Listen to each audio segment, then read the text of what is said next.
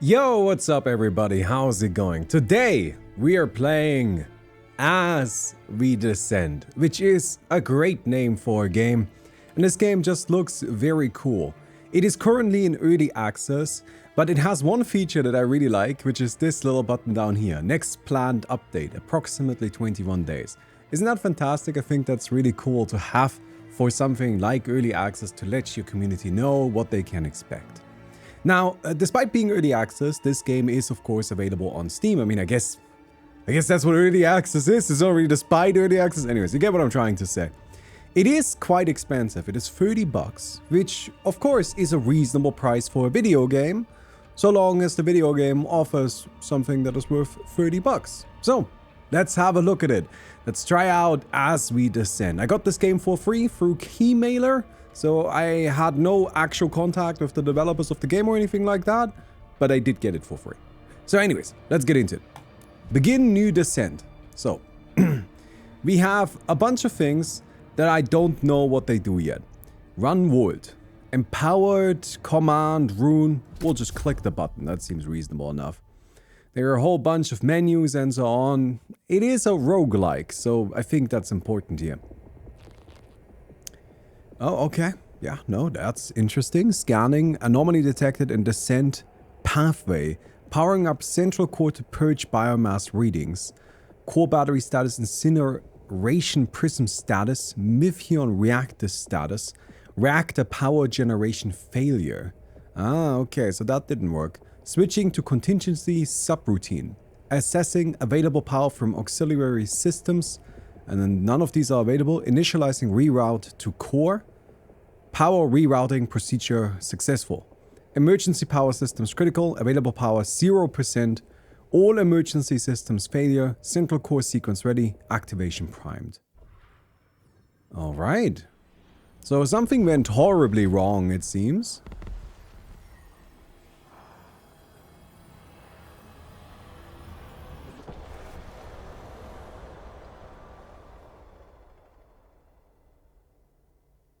Here we are. It's got a fancy animation. To perform actions in the city, drop cards into locations. So the summons.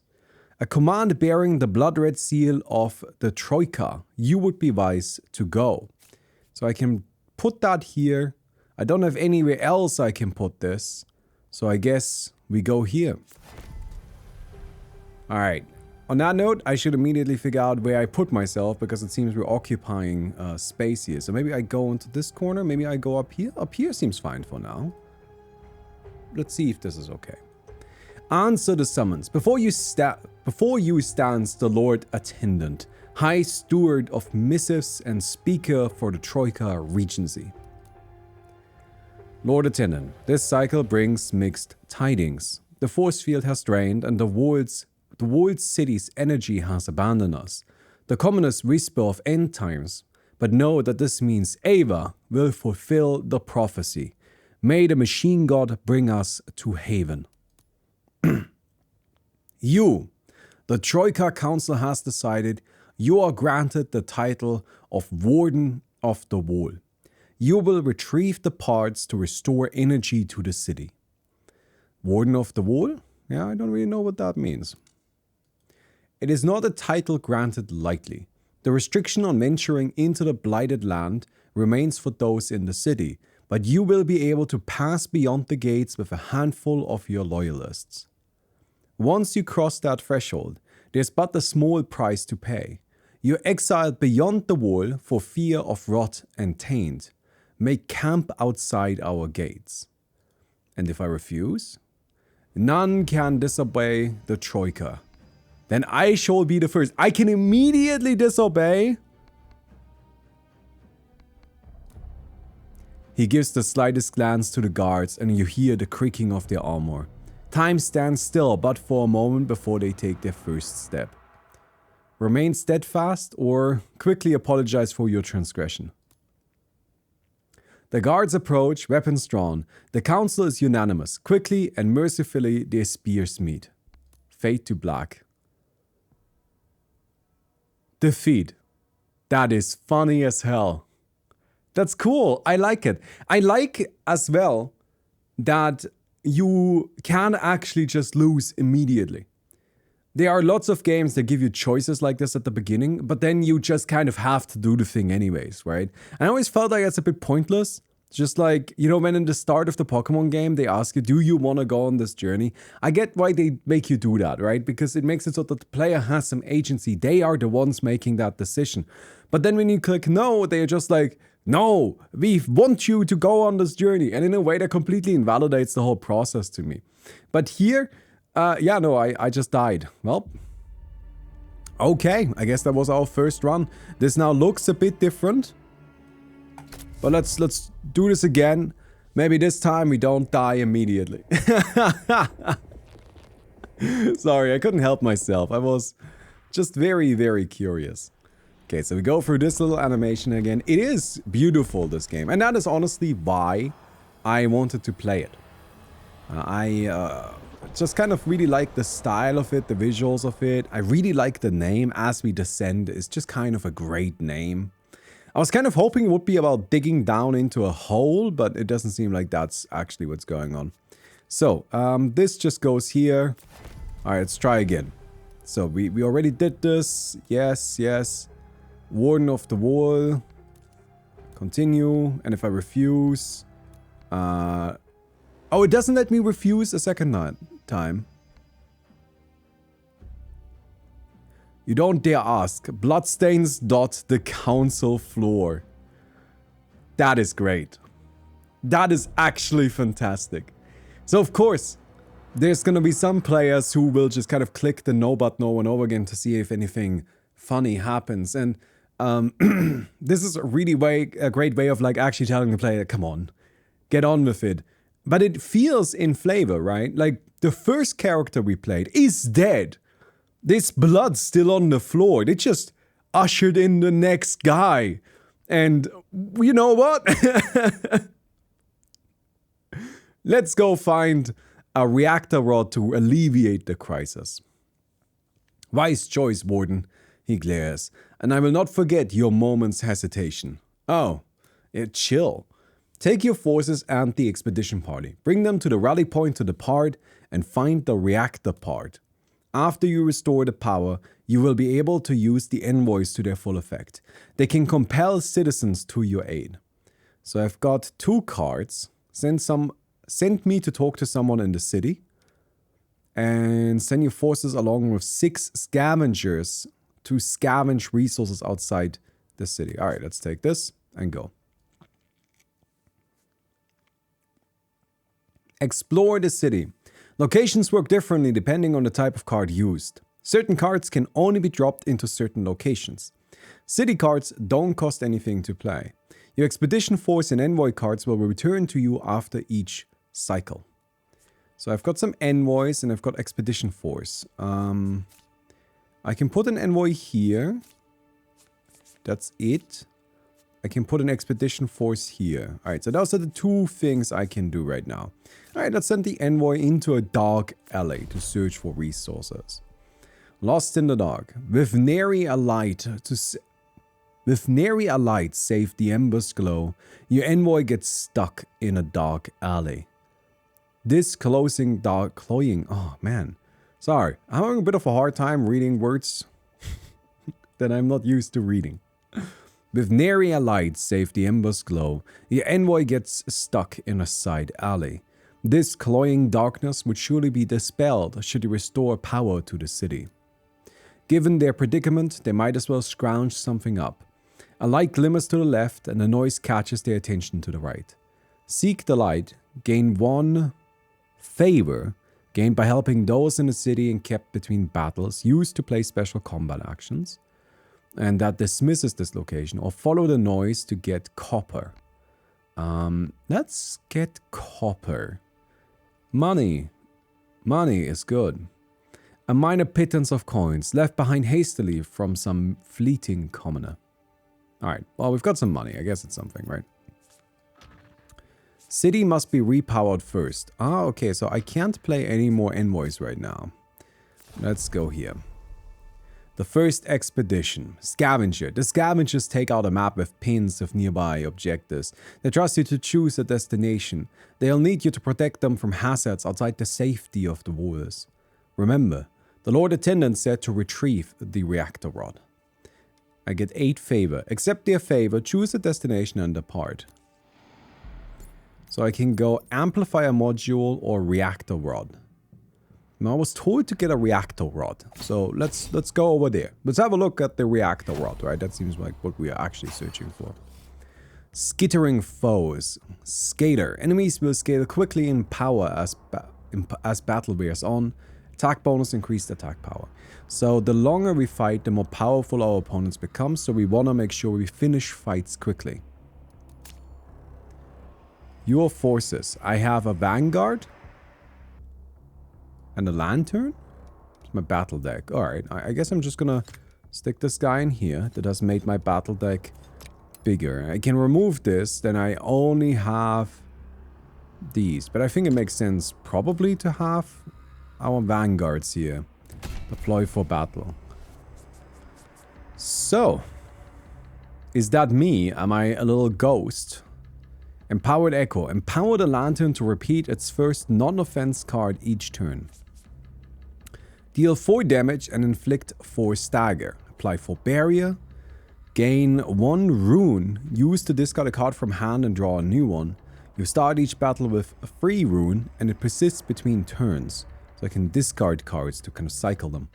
Switch a unit zone and deal 4 damage and inflict 4 stagger. Well, I'm just gonna start by attacking, I think. Oh wow, they dash right in there.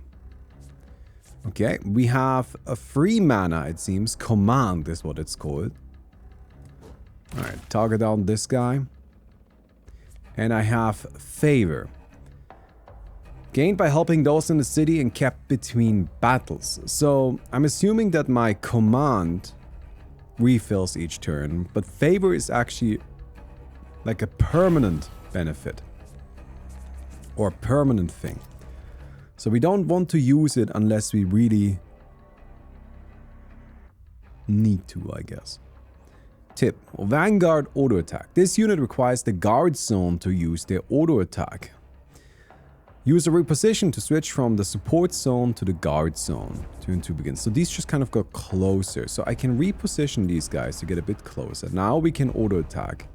Deal 9 damage. Apply to Dizzy.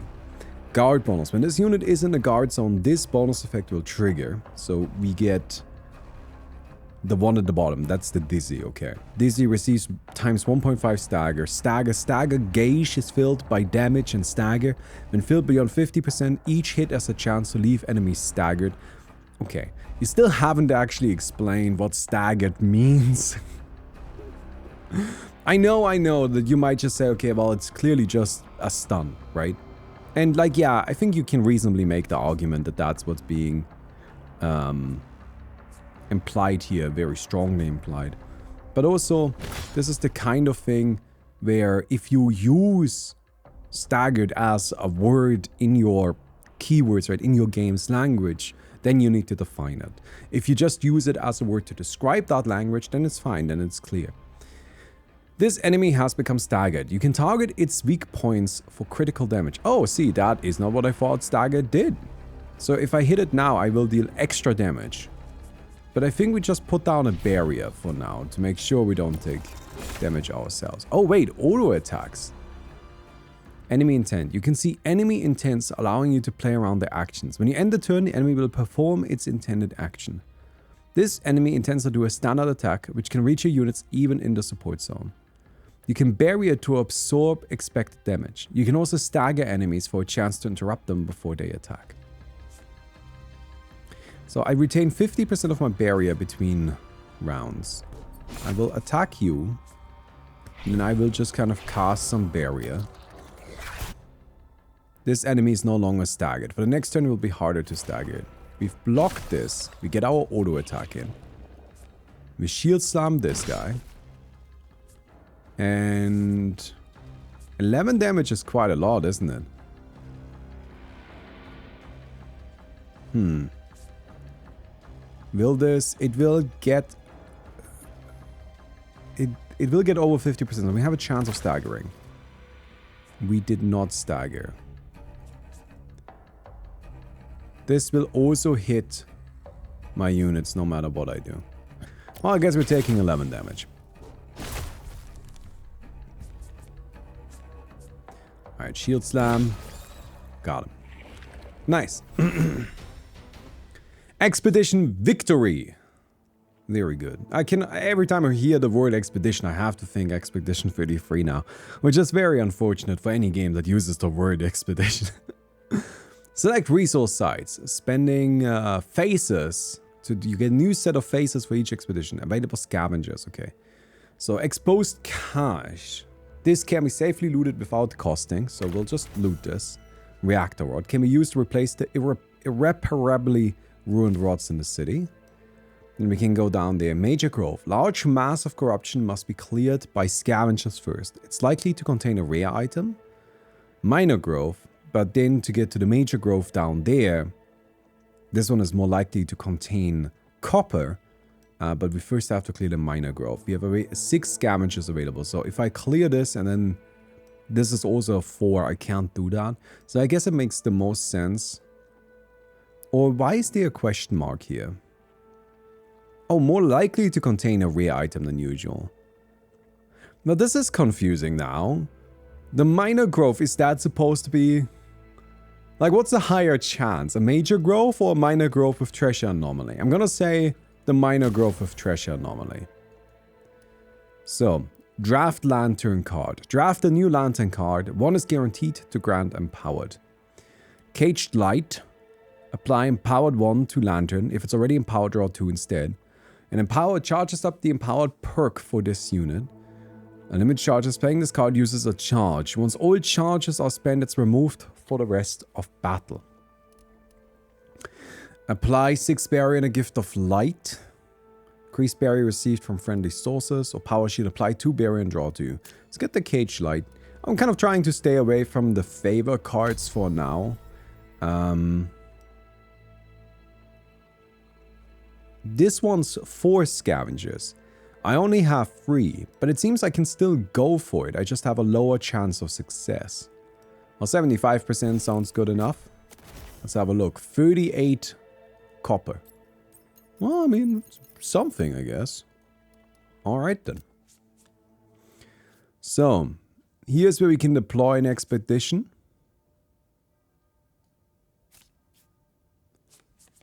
We could envoy, but we don't have any envoy stuff. And then I can empower our city. Let's put this here. Lord Attendant, it is as foretold. The Warden brings the radiant hope back to the city. The workers will immediately restore critical power. This will give you access to the Market Plaza, along with adding a meager force field to our defenses. It would be wise to find more. Yet you mentioned trouble outside the walls. Insectile horrors lurk beyond. Nothing major. Honestly, nothing major. Let's keep it that way then. As a reward for a job well done, we are sending you some imbued crossbows. A small squad of crossbow troopers file in. And careful with them. It's the last of our spare Mythian reserves, so we can't reinforce you further. Why the need for special equipment to field more units? Take rewards. Draft a new unit. Restore 20. I'm curious. The Mythian used for miasma-proof equipment lurks well outside the safe reaches of the city. If you want more followers to join you outside the walls, you'll need to recover them yourself. Alright. Let's take our stuff. So we can get some ranged units. And they give us certain cards. Precision shot, target combo... Trick shot, steady shot, reposition, steady shot. We always get reposition and steady shot, it seems. Fixation. Your units prioritize attacking this target when possible. That is nice. Deal 10 critical damage. I think this. I like being able to make my units target something down. Although I'm not a huge fan necessarily of getting another free spell. We don't want too many free spells because eventually we end up not having anything we can actually spend our resources on. We'll need a lot of card draw then. So Market Plaza or the Market Shop? Let's go to the Plaza. Anything could happen. Let's send our envoy there. Guard Captain, hold! He barks. Warden's Runt, why don't you make yourself useful and help process the queue? Help him deal with the rabble. Draft a combat card for a unit. Or Int 9, rapid processing. You gain 1 to 4 favor. So what is my int then? I think it's not high enough. If I look at my... Oh, I need to roll. I roll 2d6 and I get base stats from an ally plus 2. Got a 58% chance to succeed. Alright. Oops. Poor collections and a multitude of excuses. Well, I guess we got one favor at least. So we're out of things we can do in the city. That's very interesting that the game is just like, okay, here you go. Go to the city. Here are the points that you can interact with, but we will not give you enough cards. We will not give you enough opportunities to interact with everything. So what you need to do is you need to choose which ones you want. And that is fundamentally not really all that different from just having a pop-up menu that is like, here are 3 choices, pick one. But it does feel different. It feels like I gotta make a decision here. It really feels like, I don't know, like there's a certain time limit or something like that. Although admittedly, in a way, I think the time limit could be a bit more expressly, because I feel like that's the implication. Reactor Rod, Ancient Manuscript, or an Amplifier module. Well, I mean, I say, let's have another look at a reactor module. Oh, wait, rod. Whatever. Got a lot confused. Symbiosis. Armor shed. Reduced armor. Negative armor increases damage taken. And splat on death. Vermin afflicts you with gunk. Okay, so I can have 2 units. And if I don't play with all of them, I get extra scavengers at the end of it. But I think we want to make sure we're doing this properly. Wait, I probably want to... I wonder what the order is here.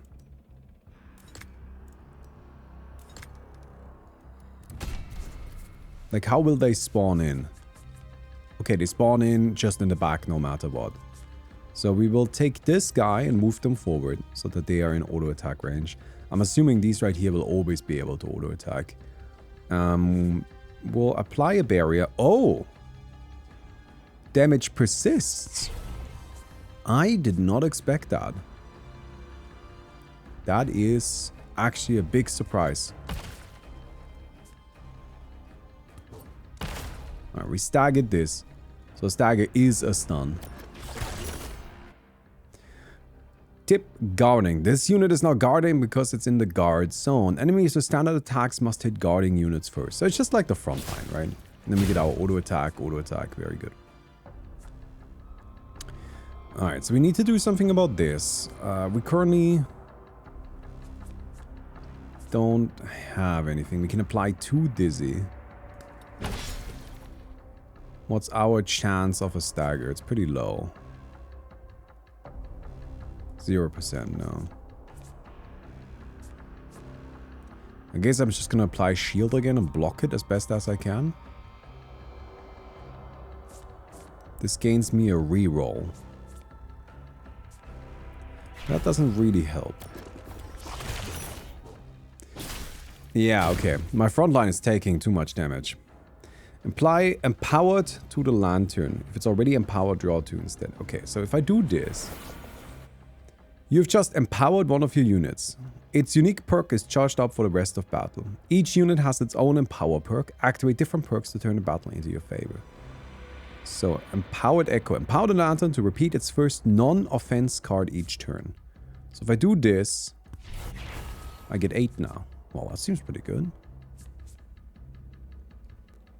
And we will do fixation on this. 85% chance to stagger. That seems good enough. Alright. We got Vivid, which means we'll be taking more damage, if I understand that correctly. So we want to make sure we kill this. These steady shots.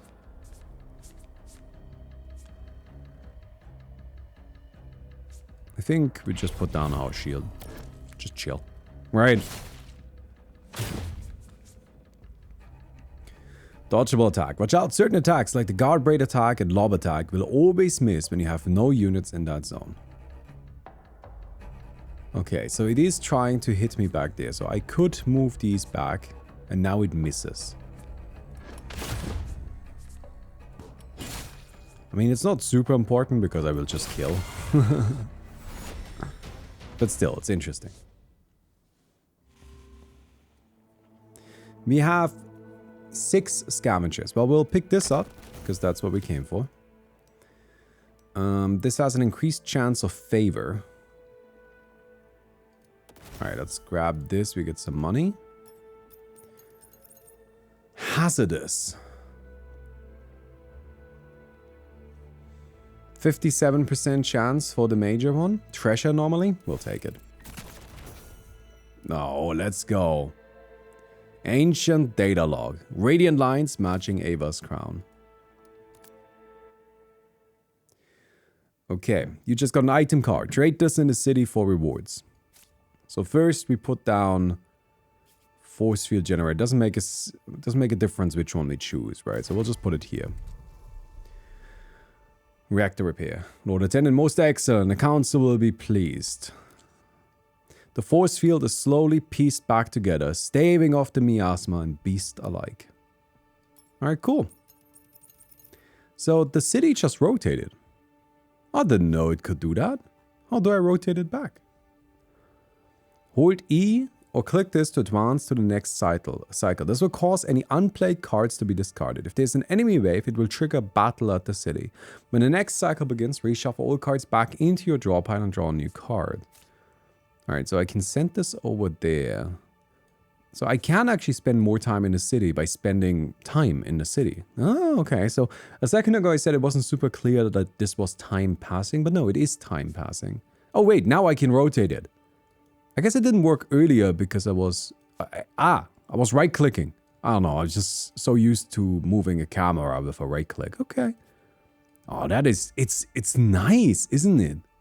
Okay. You are the only character I can use this with, right? Yeah. Offering to Ava. Ava, the cryptic data log is placed at an altar of Ava. Before leaving, wish for a blessing, draft a miracle card, or reflect upon a wisdom. After reaching the next depth, permanently gain +1 maximum runes. I would like a miracle card. Guardian Shell, single use. What does single use mean? Apply 15 barrier and persistent barrier 5. A potent single-use blessing from Ava. When drawn, immediately draw an extra card. Or restore 10 health to all friendly units. Train plus 50% of base barrier between turns with persistent barrier. Now this is interesting. Single use. Is single use literally only a single time? I guess so. Then I would like the heal. Alright, let's go on to the next cycle.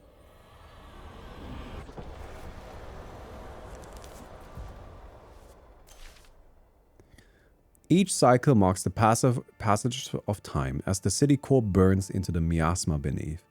If the city core burns into a hostile layer of miasma, enemies will spawn and trigger battle at the city. So I'm at 2 right now. If I wait one more, we'll get a battle. So we want to avoid that. Your units have been healed by Innkeeper's Blessing at the beginning of this cycle. Make sure to stop by for a drink, give your men some additional rest. Okay, so I can actually heal my units. I don't have a hand. Your old mentor. Your old mentor is hammering away at a red-hot copper plate. Looks like you've seen better days. The council truly has some wild ideas, he laughs. Still, I knew I taught you well enough that you'd survive. Come over by the hearth. Time to learn. Draft a new combat card for your units. Apply fixation and inflicts 7 stagger, moves to support zone. Oh, so if this is in the guard zone, we can apply a huge amount of stagger. Deal 4 damage and inflict 10 stagger. That's a lot. Deal 5 damage 4 times.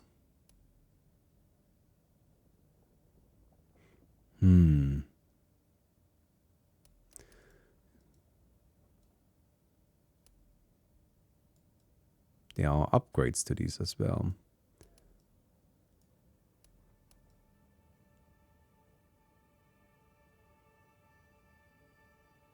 I think the crushing blow makes the most sense.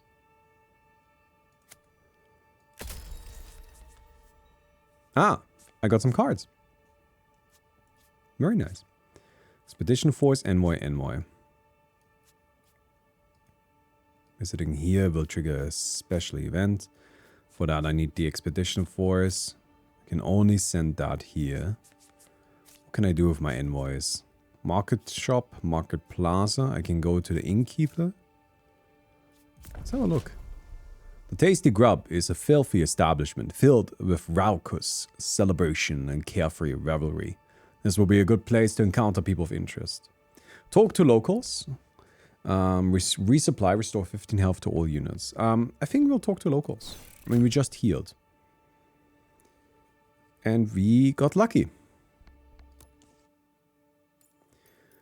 Locations go on cooldown after certain event choices. Cooldowns count down when you end the cycle. Okay. Let's go to the market shop. We have a lot of money, I feel. I restock a bit each cycle. Upgrade lantern card. Choose a lantern card to upgrade to its enhanced form. What is my deck? These are my lantern cards. What's the upgraded version of this? Makes it free. That's nice. You can just get barrier up. I think I want to get this caged light up. Alright, let's... what else do we have here? I need to do a charisma roll for this. Draft new tech. Draft new technology. Favor. Bandages. And Miracle of Ava. Draft a new Ava Miracle card. Alright, let's do this. Let's upgrade our caged light.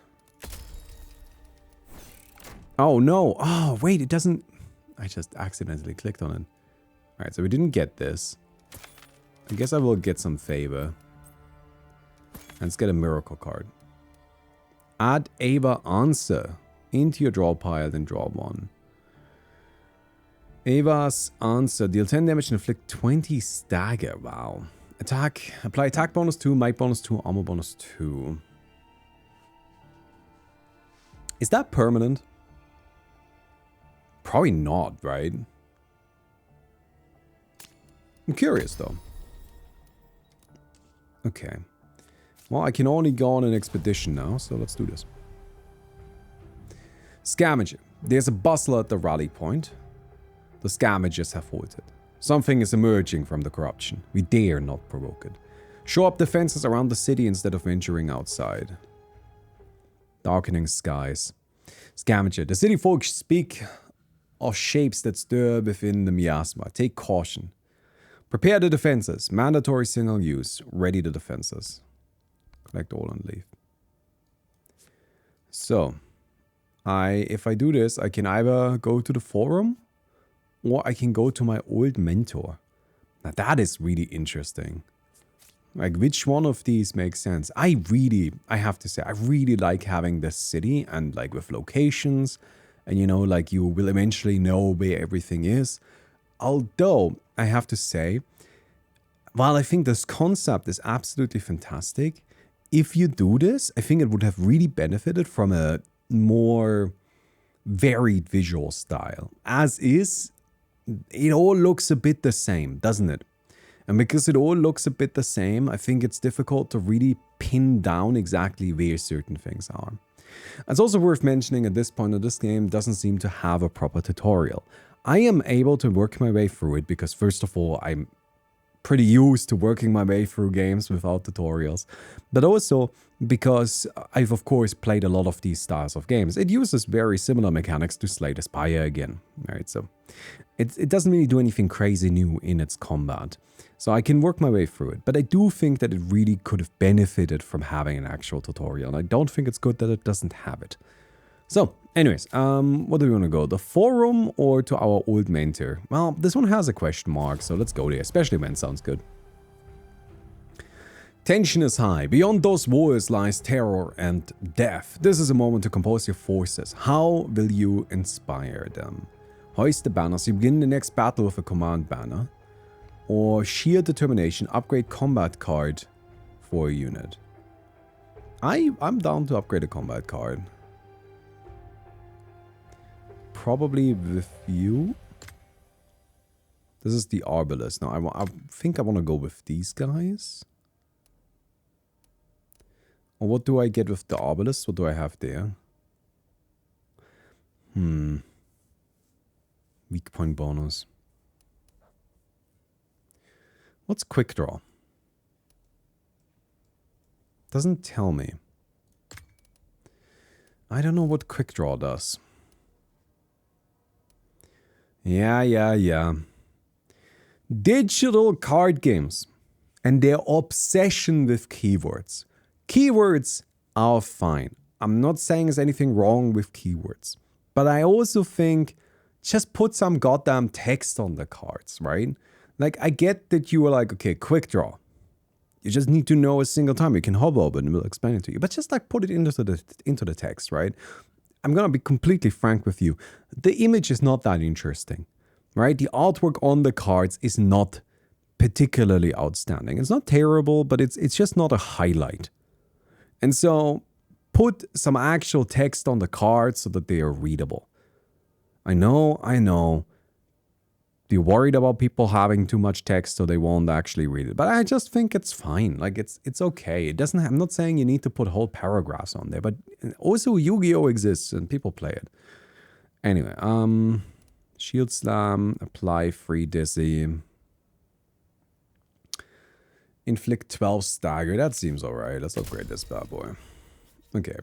If we go on to the next cycle, we're going into combat. I can't leave. Sorry. Can I leave the city? I can't leave the city. No, the game is telling me I need to do this combat here. The Bane attack wave. Cycle 2 ends. The Miasma descends. And now we're going into combat. Pay the Piper. Spawner. Enemies can spawn additional minions. Siege attacker. Enemies have attacks that directly focus on your lantern. So we put these two in. Boy for battle. Wait, I thought they got healed. Did they not get healed? Alright, you come forward. And Dizzy. Crushing blow, immediately staggered. Does this do anything right now? Not really. Okay. So I can use this to heal, and it's gone. It's just gone. Caged Light. We are empowered. Trick Shot. Steady Shot. No damage coming in, so we can't just keep hitting. I guess we might as well cast the Light Barrier.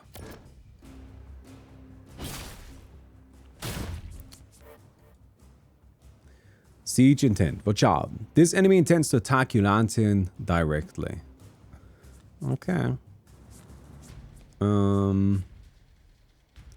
So currently has stagger resistance. My lantern has 40 armor. And I can buff the lantern directly. Okay, so that's good. So I guess I will just smack him. Despite the stagger resistance. Alright, so we blocked most of that. We did still take 1 damage.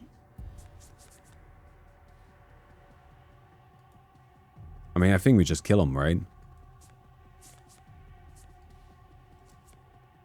Can we? Trick shot? Steady shot? Smite. Nice. Very good.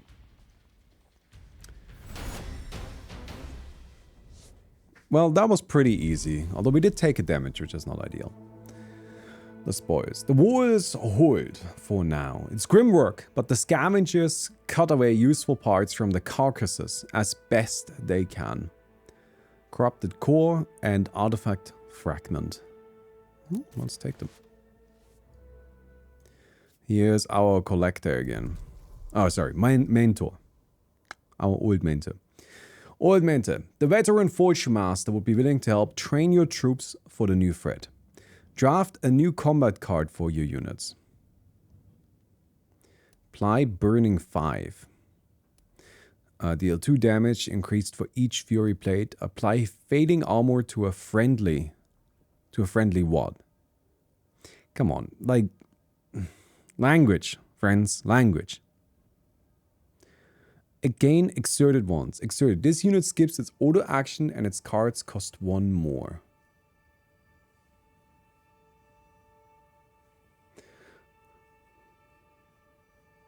For 1 turn. It seems not great. I think all of these are kind of ass. Do I have to have them equipped? I'll pick this up, but I'm not sure if I actually need to have it equipped. I hope not. We can go to the forum. Lantern research. With the sudden influx of new artifacts into the city, there's a reignited spark of curiosity among the guild. Yet, these recent discoveries have also brought a renewed sense of danger. We seek the Warden's advice to guide the guild's election of a new provost. What do you make of the new findings? Embrace curiosity, you acquire an investigator, and embrace danger, you acquire a brute. Brute is somebody who negotiates in the city. An investigator is somebody who investigates in the city. Investigator has high intelligence, brute has high strength.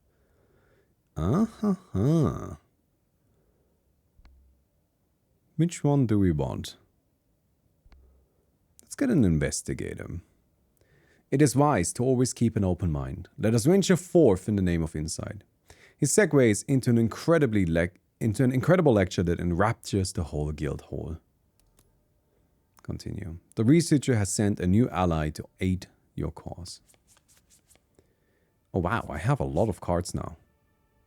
A vial, still a beating core. Once purified, it could be used. 1/2 of a greater whole. Okay, I can give that to this guy. Lord Attendant. So the rabble was correct. Monstrosities lay at the heart of the storm. We must be vigilant with the threat so close to the city. The council requests that you take further action to safeguard the outside. Bear the responsibility. Draft a new rare unit. Is there any other solution than fighting? I'm gonna have to take a moment here. This is a roguelike, right? Like, I found this game. Yeah, like, here, okay, look. On Steam, it says roguelike deck builder.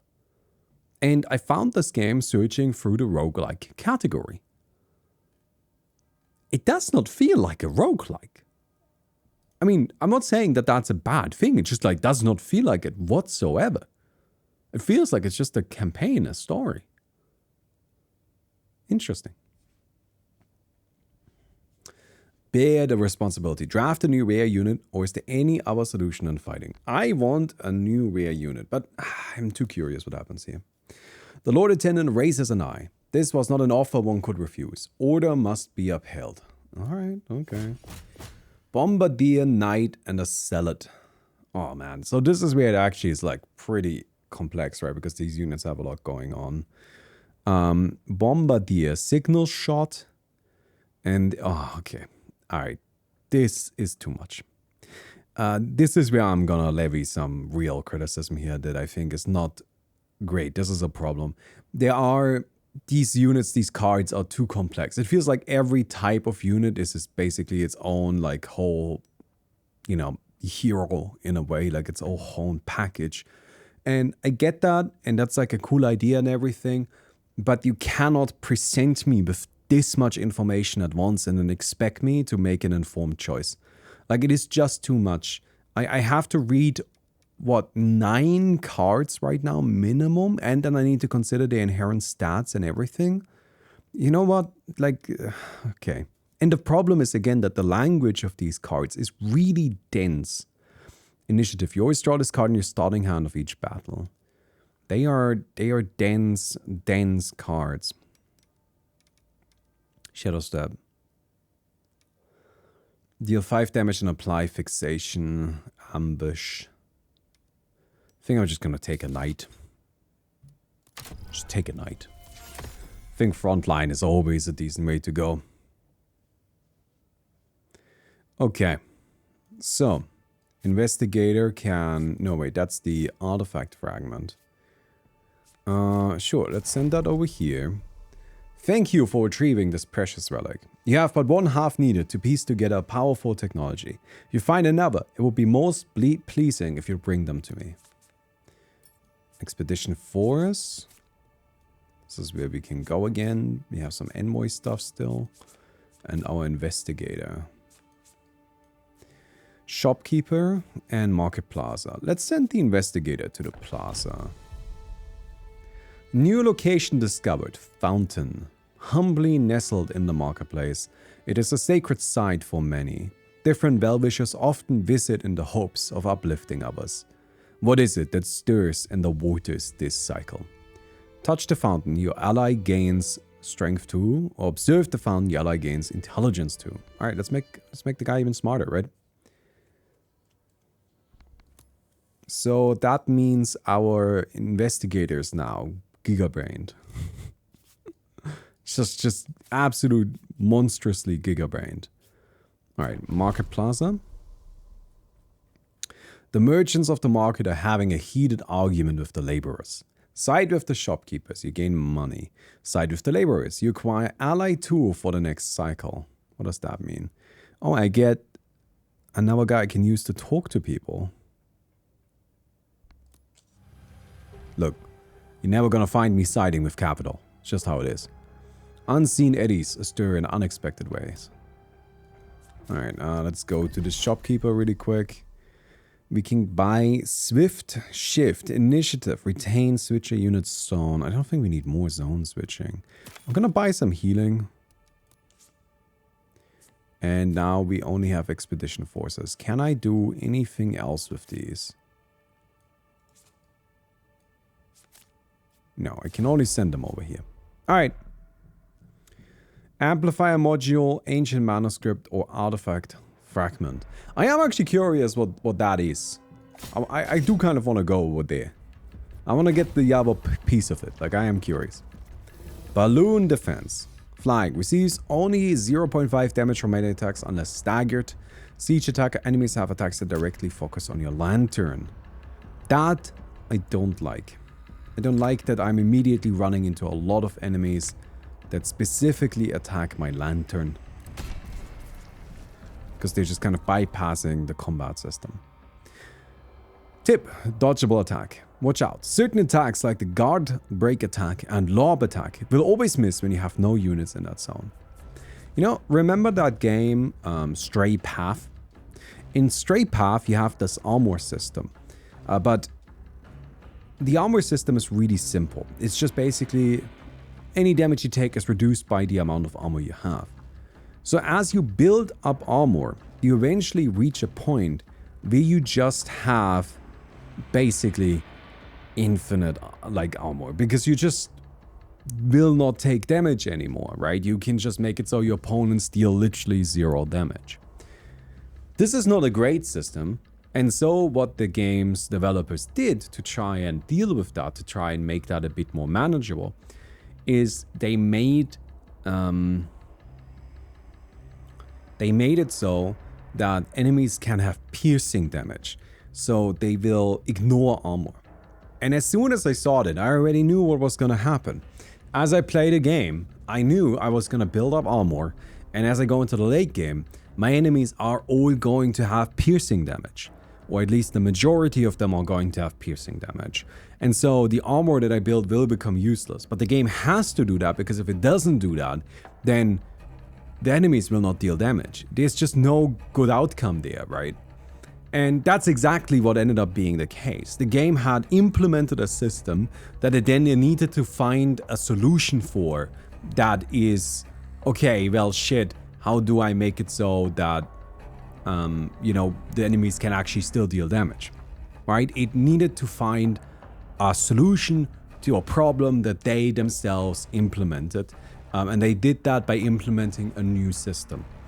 Personally, I do not like that. Problems like that are unavoidable. When you're designing a game, you will always run into problems that are just self-imposed because you want to have a certain mechanic in the game. So then you need to figure out, okay, well, but this mechanic creates these issues. How do I still make this work? From my experience though, what's important in those moments is to realize, okay, I now need to smooth out my system rather than implement a new system to fix these issues. In this particular game right now, in As We Descend, I think we have an example of this, where what the game did is it gave us this right here. It gave us kind of our hero. This is who we are, right? And I assume if our lantern dies, then we lose the game. But they also gave us units in front of our lantern. So as long as the units in front don't die, there isn't really ever any pressure on us, the hero. So now we can build in ways that we kind of just utilize the front units super defensively and never take damage. So what they did then is they just kind of implemented a way to bypass the units in front to still apply pressure on my hero. And that feels a bit cheap to me. Maybe an alternative solution would have been to just make it so the hero can't be attacked. That way, if our units die, the implication is just, well, the lantern can't defend itself. So if your units in front die, then the lantern will automatically get killed as well. And then you can focus on just that combat. You don't need to find a way to bypass the units. I don't know. Maybe I'm like a little bit too irritated by this kind of stuff, but I always find that to be not my favorite thing. Anyways, we send our knights in front. We need to armor up our lantern. We need to get 6 armor. And then we steady shot. What does this guy do? It's gonna create a barrier. Alright, just get a hit in. Oh wait, this did not actually go for my... Well, I guess my ramble was stupid then. Guard breaker. We'll hit a unit in the guard zone. Okay, well, my ramble isn't inherently stupid. I thought that this unit was gonna attack me in the back and attack this guy instead. That I think is fine. Like, these units are fine because, you know, there's some strategy there. I can move them around. Reminds me a lot of... what was that game called... Oh, man. We did it on the channel, like one of the first videos. It's a very cool game. It's not like the most fun to play, but I think it's a really inspiring game. And I cannot remember the name of it right now. But I'm probably sure I can find it if I just scroll a little. Maybe, I don't... Nope, that's not it. Banners of Ruin, that's what it's called. Banners of Ruin had a very similar system. And that was fine, that doesn't bother me. Okay, let's give you this. I don't know if that's permanent, probably not. But hey, caged light, that seems good. Let's put this here to recycle this card. That's a bit awkward, but we got there. Trick shot. Okay, steady shot. Got a stagger. Recycle this. And I think I just put an empower on my front line.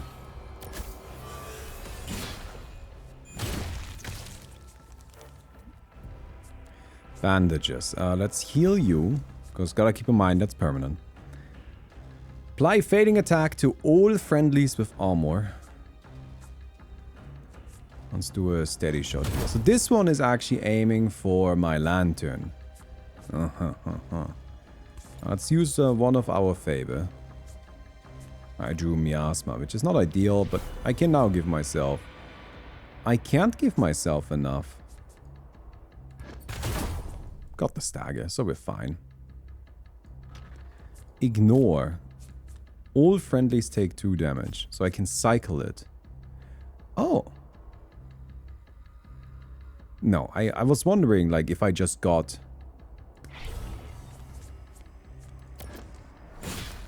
got more of this. Didn't I use some? Like, I don't think it refills, does it? Like, it refills outside of combat, but I'm not sure. Anyways, got 6 scavengers. We'll get this. We can go down here. More likely to contain favor. I guess we'll take it. What happens if I have 10? More likely to contain a rare organic item. Alright, let's have a look at this. Dream fruit. Medicinal uses may be found for this strange fruit for those who can tolerate its acrid odor. Acrid. Sorry, not acidic. Alright, so we've got a couple of things. What do you mean no locations available? She wanted it. Doesn't have to be next cycle, is that it? Okay, well, we found somebody new. The Way of the Empty Mind. Caretaker. Time to forget the trauma of battle. Soothe the soul with the dream fruit slumber. Forget a combat card on one of your units. Sure. No, I kind of like these. Shield Slam, Crushing Blow, Protect. I kind of didn't bring them to combat right now. Do I need 2? Do I need 2 armored advances? These guys are actually not doing any damage. Smite. I don't think I need that many repositions. Oh, I'm gonna regret that, aren't I? I don't think I need that many. Alright, we can go into another expedition. Amplifier module or ancient manuscript? Let's go to the amplifier module. Okay. The Lasher. So this game has nice presentation. But I have to say, I don't think its combat is necessarily super interesting. It's just very similar to things that I've seen many, many times before. Alright, let's cycle this a little bit.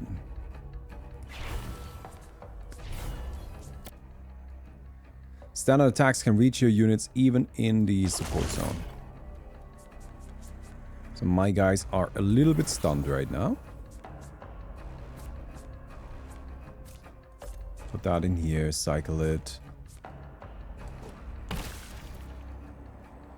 And put a light barrier.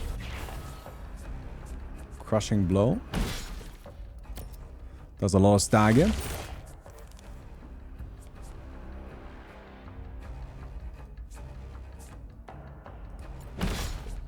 Got the stagger there. Can reposition you.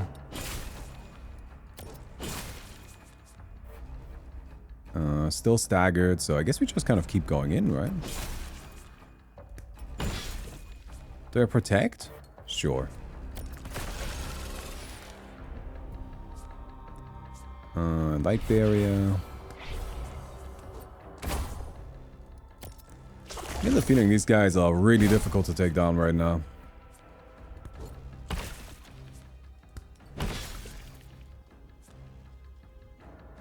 And does this give me armor? Oh, no.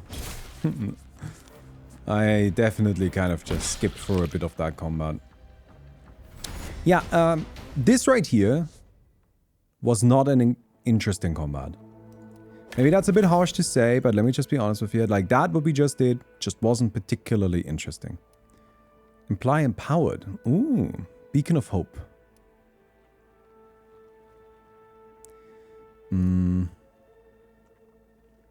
Yeah, let's take this so we can empower our units. We can go straight for this. Mythion great item.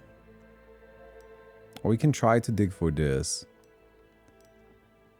Mythion growth. Let's have a look at this. Steel monster bone, rich in calcium and titanium, ideal for alloying. Our old mentor wants that. This massive monster bone has more than enough calcium and iron to improve the quality of the metals from the forge. The old mentor will happily take this and grant the unit a new perk. Upgrade kit upgrades 2 random cards from this into the enhanced variation. At start of each turn, if this unit has no barrier, it gains 4 barrier. Always draw a card for this unit each hand if possible.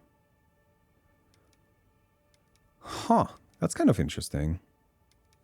But to be honest, I'm thinking this might be the strongest. The upgrade kit. So let's grab this. I can't do this right now. I've used all of my actions for this cycle, I think. Can't visit anybody. So we go into the next cycle.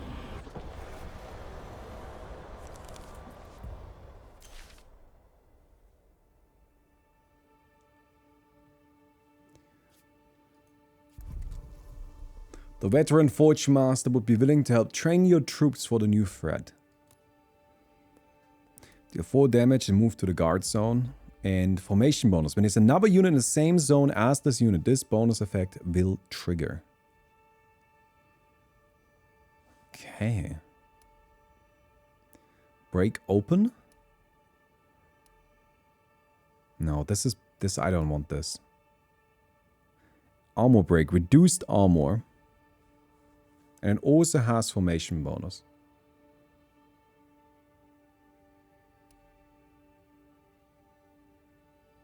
I think I'm taking this.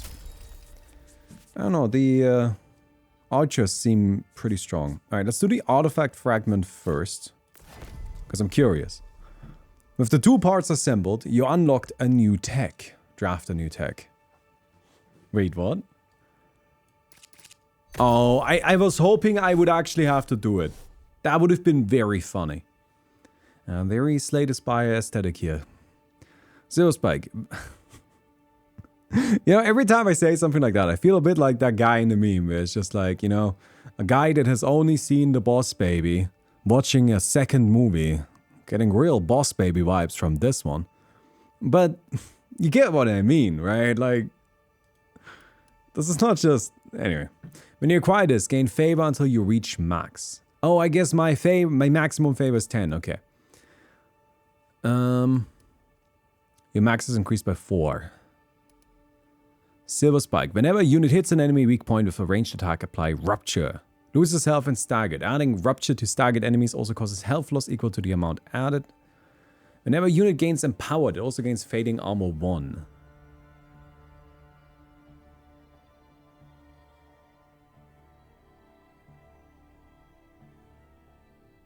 I mean,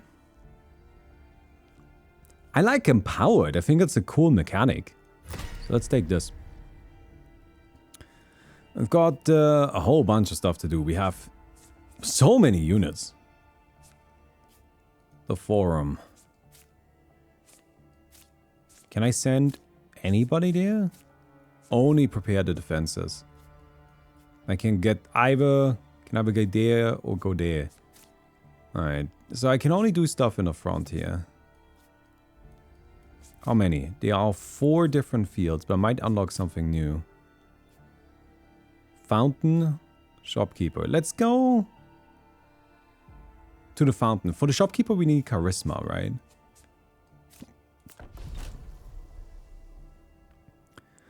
Many come to the fountain for well-wishing.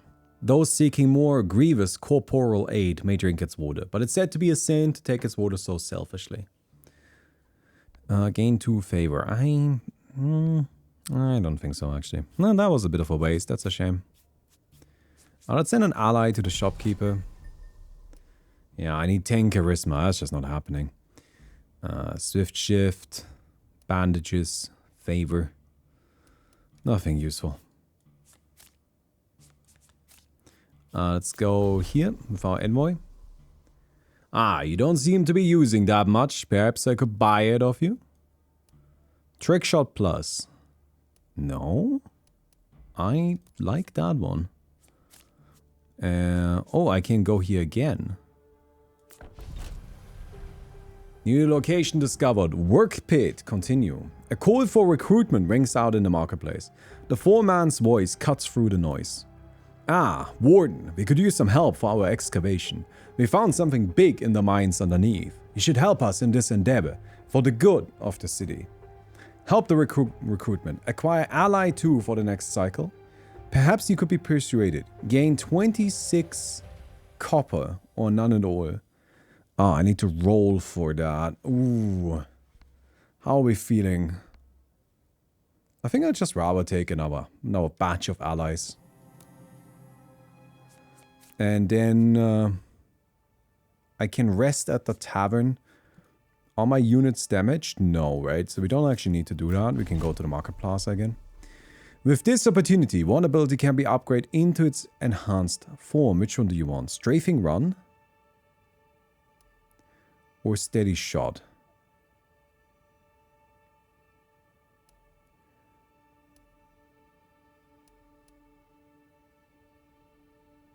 Formation bonus or weak point bonus? Let's get the Strafing Run. Prepare defenses.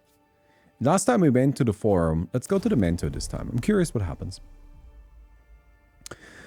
With the ominous, encroaching miasma on the horizon, your mentor offers to help prepare. Need a last-minute lesson? Basic lesson, special lesson. Choose one to choose which unit to teach. Okay, so I can choose which one I want to teach. I don't know. I'm kind of doing stuff with the archers, so. I can get target combo. They each cost one less this turn. Okay.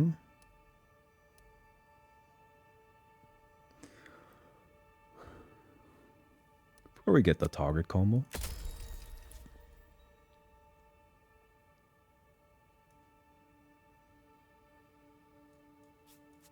Well, I guess that's everything.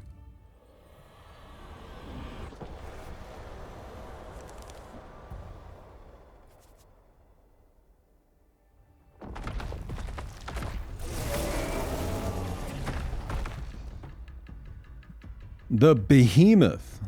Magnitude. Determines the amount of aftershock created. Counts up after magnitude. Rising is used. Dazing intent will apply exerted cleave attack. Enemies have attacks that strike all your units within a zone. Okay. So I can have all my units now. Well, let's go in. Strafing Run.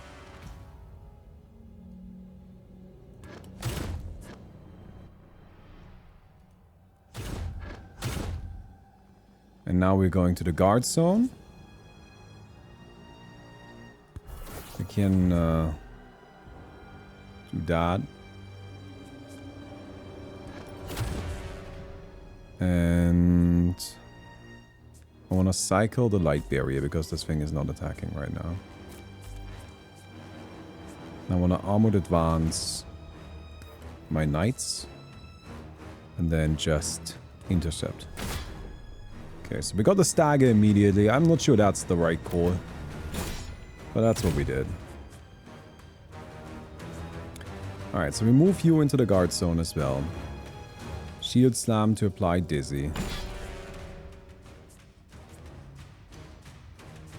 Protect. Probably on you. Defense curl. +1 defense. I see. I've seen that before. Alright, steady shot. Armored warfare. That gives us extra damage. We reposition you into the back. And then I have probably alacrity. We want to be using our stuff here. Caged light. Very good. Guard break. We'll hit a unit in the guard zone. Doesn't tell us which one. And stagger is difficult right now. Or is it still staggered? I'm unsure. Alright, well, let's just hope it's that one. It wasn't.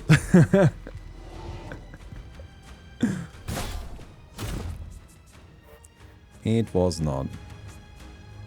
I can empower these guys.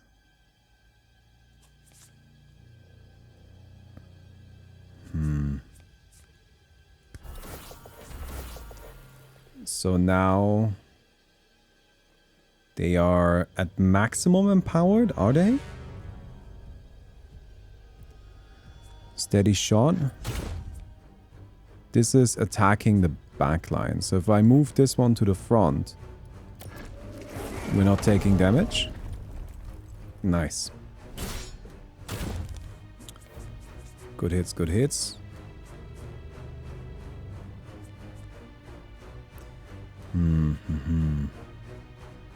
So this is buffing itself this turn. So I think we just attack twice. Do I reposition these into the back line? No, I think I'll actually keep them in front right now.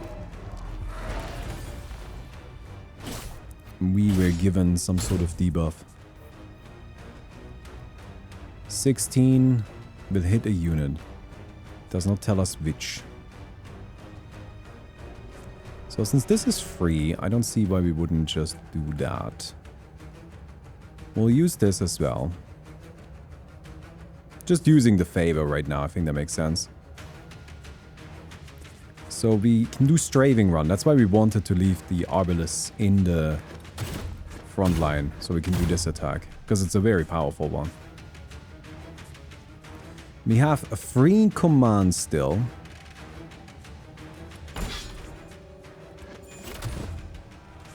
And I think I will bandage these guys up. Heal them a little bit.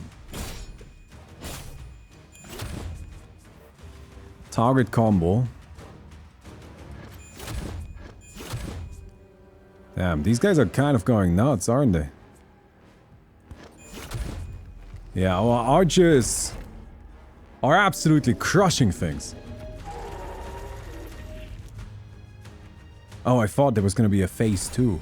I've been reading Dragon Ball Super, and now I'm just like, everything has 15 phases. It is so silly, Dragon Ball Super. It's just like, we're fighting the bad guy. We almost got him. Oh no, they've got another form. Okay, we almost got him. Oh no, they've got another form. Okay, we got him. No, there's another form. It just keeps going. With the boss slain, the fabric of the ground rots and crumbles beneath your feet.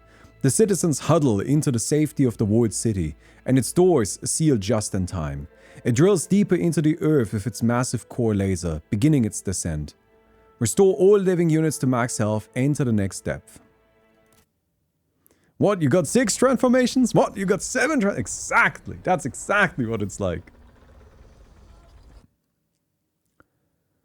Absolutely.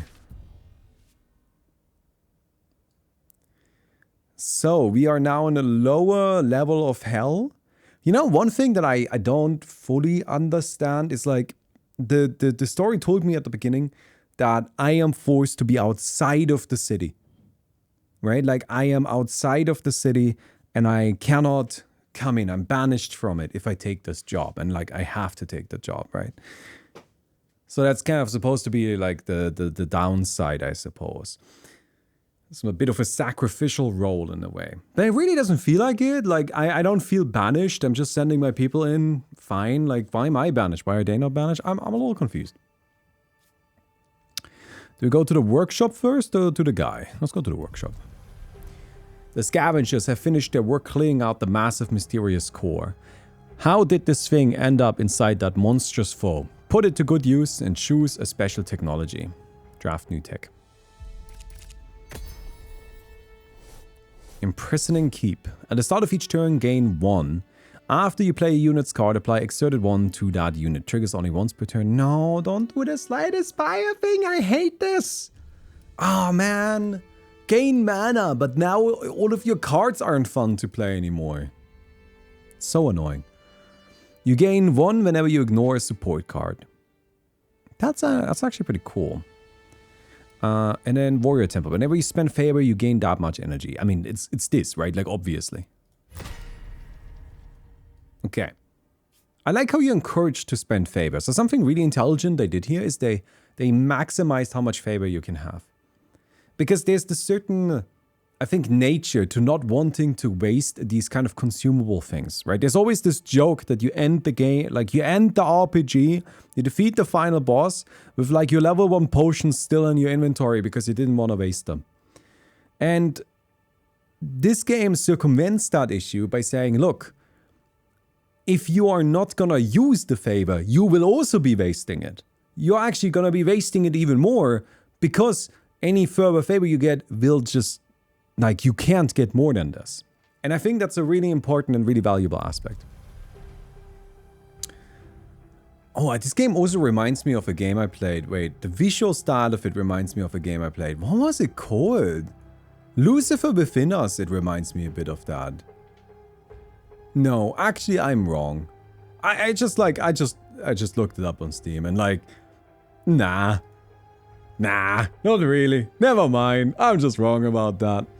Lord Attendant. The city's sudden descent lands its denizens in the deep underground.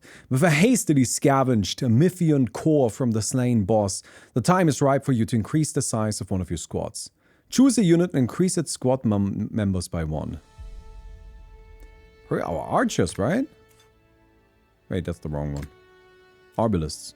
I mean, they did most of the work.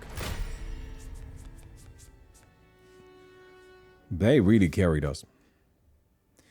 Okay, Market Plaza, Fountain, Shopkeeper. What is this? Work Pit. Let's send an ally into the Work Pit. Foreman. The serfs are rioting due to the awful conditions in the pit. We can suppress the riots, overthrow the foreman, and that dismisses this location. Oh, I don't have enough strength. Well, whatever. Get rid of the foreman. Go to the fountain? No. We can send the ally to the shopkeeper. But there's nothing new. No, there is something new. Forget lantern card. Permanently remove a lantern combat card. I'm not sure if I want that. Hello! Do I want to get rid of a lantern card? That seems not great. How do I see my cards? No, that's not it. Here? Yeah. Light Barrier, Alacrity, and Power, Umbral Wisp. No, don't think I want to get rid of any of these. I can buy Favor. I restock a bit each cycle. 42% chance? I don't have enough money. Alright. Well, that didn't really lead to anything.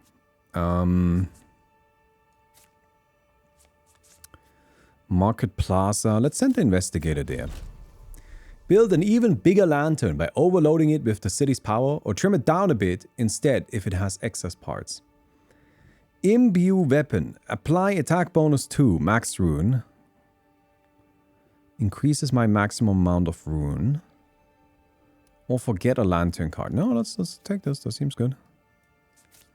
I'm not a big fan of like super reducing how many cards I have in my deck. Like, yeah, it's really efficient, but I think it's kind of boring. I like actually having a lot of cards in my decks in these types of games, just because I think it makes for much more interesting gameplay, because I actually have to like work with the things that I'm given. Like, yeah, I understand that it's really effective to just cut down the number of cards and just play the strong ones over and over again, but I think it's fun to just like have a wider range. Let's have a look at the fountain. Gain 2 favor. Yeah, you know what, let's take that this time. And then we go to the Market Plaza. She runs up to your ally. The market is moving fast. Are you buying or selling favor? I'll make it happen. I think I'm down to sell one. Then we prepare our defenses. Let's go to the forum again. Alchemist. Well met, Warden. I believe I might have something for you here. Randomly acquire a potion.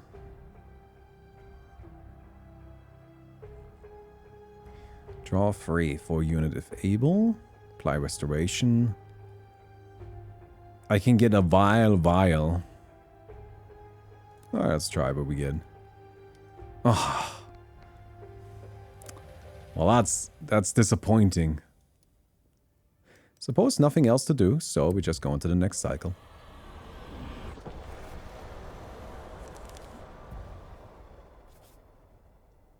Okay, we are back to defense.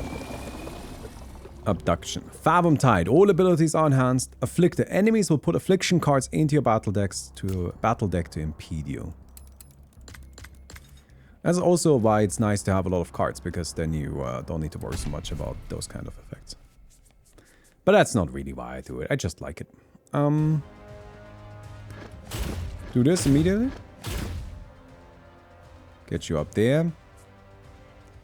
We empower. What can I do? Oh, I should empower you. I will empower you. We'll get a hit in. Just put a shield down. Why not? Armored advance. Up you go. Smite. Smite again. Play the alacrity. Crushing blow sounds good. There's the stagger. Move you up front as well. Light barrier this, so we have some defense. Target combo. Yeah, let's go. Bonk. Bonk. That is nice. Caged light. Makes us stronger. What is this doing? It's just gonna buff itself. So if we do armored warfare, we are gonna buff these two, I believe.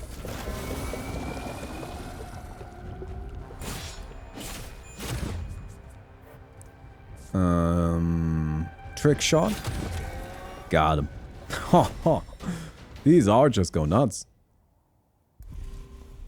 The spoilers. The war is hold for now. It's grim work, but the scavengers cut away useful parts from the carcasses as best as they can. Okay. Undermarket, work pit, old mentor. Let's go down here. Collector. Might I interest you in entry to our very exclusive club? Members only. I mean, for sure. Collect all. So I got access to something new.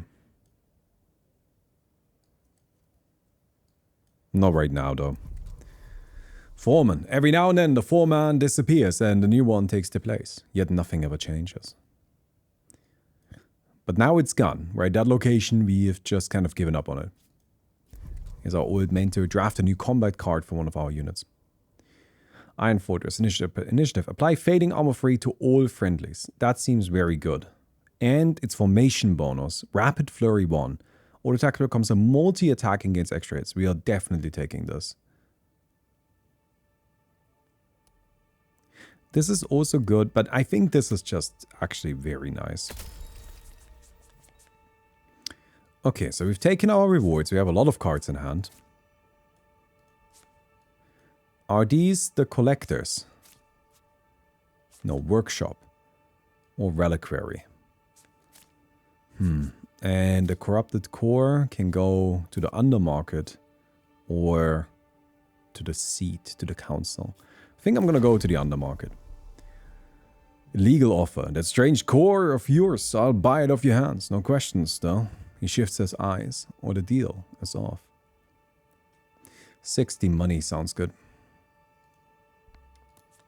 Thanks, buddy. Who do we give it to? Reliquary or the workshop? Let's give it to the workshop.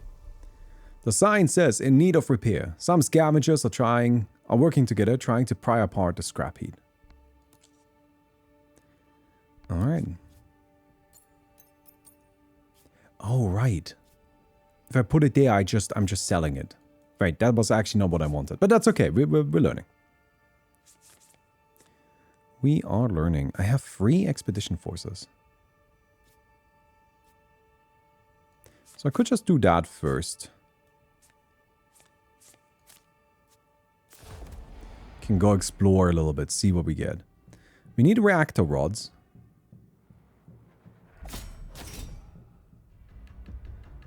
have a little look. Yeah, I'll just kind of pick that up. The Hermit. Alright, I mean, we're definitely taking these. Probably the Knights as well. I think I can likely just kill these. But with only the Obelisk, but that's alright. Alright, we, Iron Fortress. We move you up. Cycle this, hope we get an attack. Trick shot sounds good. Cycle some more. Do you want to use this? Probably. Imbue weapon. Apply attack bonus 2. Steady shot. No, not quite. Alright. So we got plate. Uh-huh. This is free?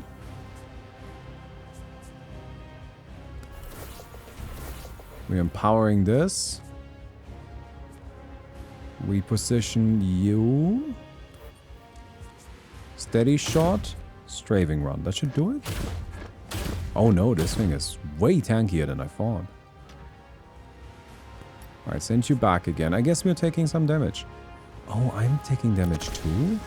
Oh, that hit me as well. Well, that's not great.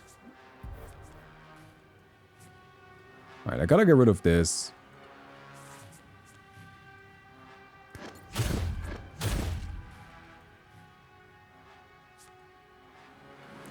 Light barrier myself.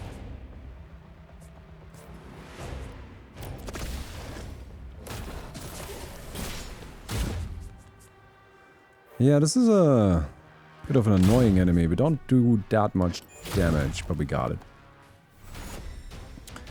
We got it. I feel like I need more attacks. Like, attack cards. Got 6 scavengers. Let's pick up this.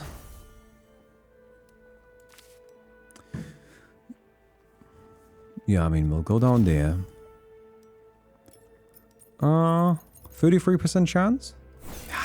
No way. Okay. Reactor rod. We'll install this. We get 20 force field.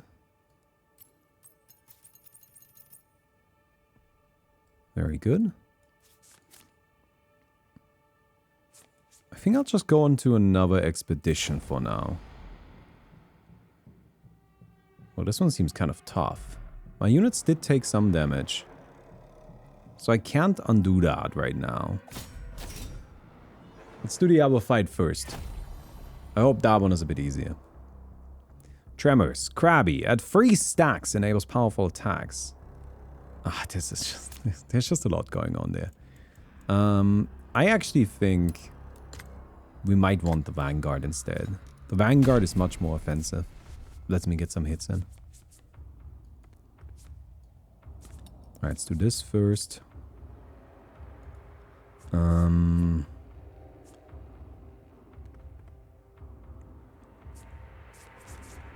Steady shot.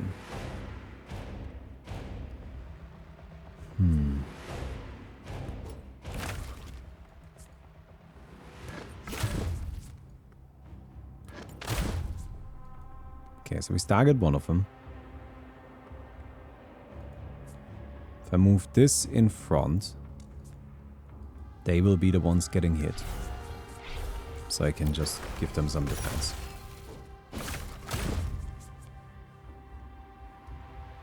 We, give you that.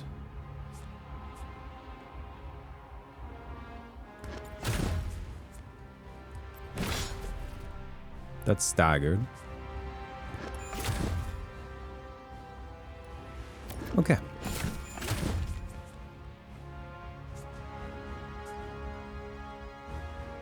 I can't hit the one in the back right now. Now I can, though. Send this back. Now units in front will just take a hit, but I think that's fine. Caged light. So I don't have a way to actually get the weak point right now.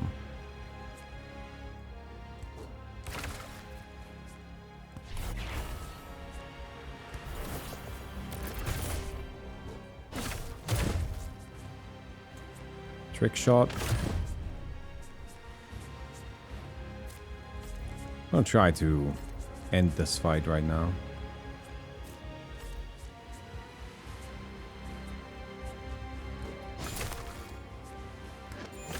Nice. Very good. Victory. Here's this. Let's go down there first. Pick up some favor. That's nice. 57% chance? Yeah. Money. Why not? You're about to skip rewards. What did I skip? Huh? Okay. I want to go and heal.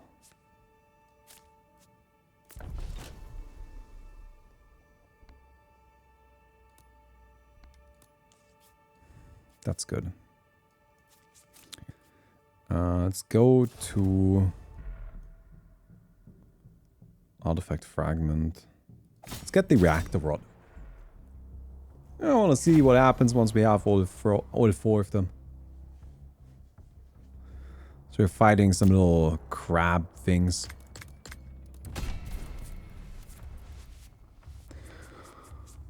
Huh.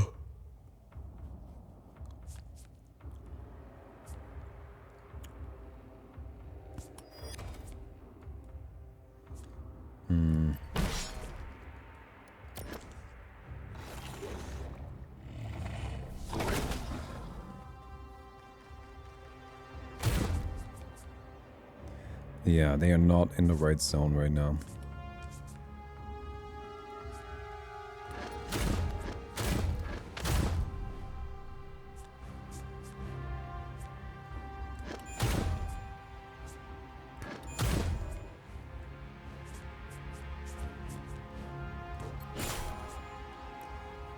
Still no stagger? No, it is staggered. Is it staggered? Not unsure. Hello.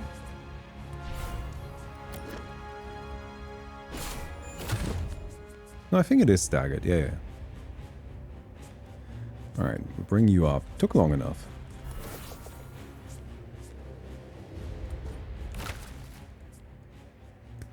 Move you back. And empower you.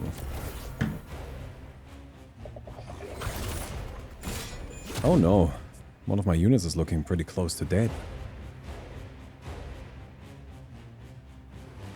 What does this mean? Okay, so this is gonna try to not be staggered. So I can just focus on the other thing.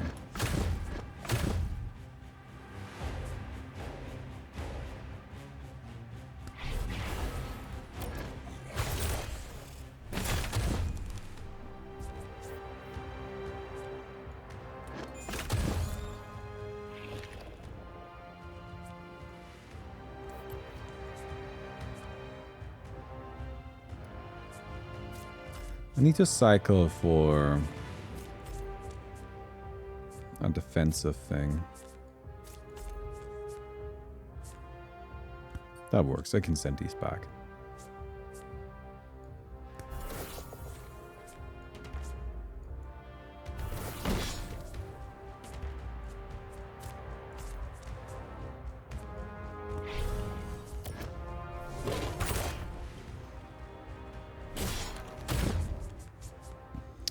Yeah, my vanguards are pretty low on HP. Which has me a bit concerned.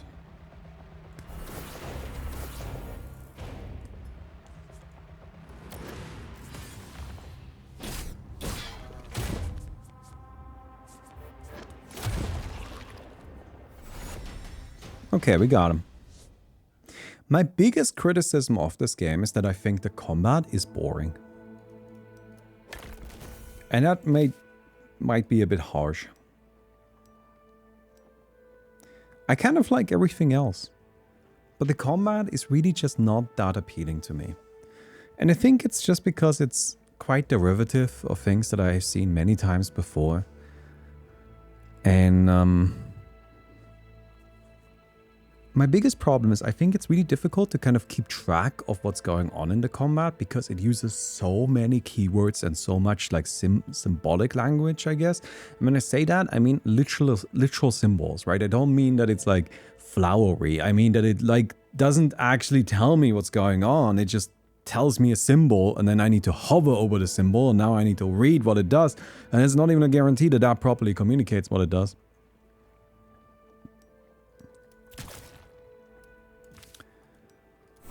And that just like doesn't work for me super well. Okay. Wait, don't I have all of the force field things now? I would have expected something to happen. I would like to heal. Okay. So I can only go to the shopkeeper.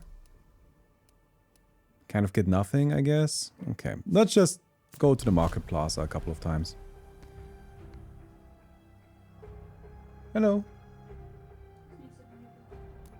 What? Yeah, the cat's been fine. I can't do anything. I guess sending these guys in wasn't the best play. And now I didn't get to use my investigator. I should definitely ascend the investigator first. I didn't expect it to be something that just makes it so the marketplace gets disabled.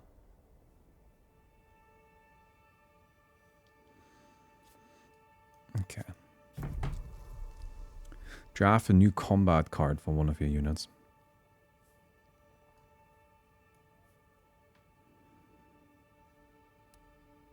I need more weak point cards. Target combo is nice, but it only is good if I am actually hitting the weak point of things. I feel like I'm not. What do you want? Guard bonus when this isn't a guard zone. That's actually pretty good.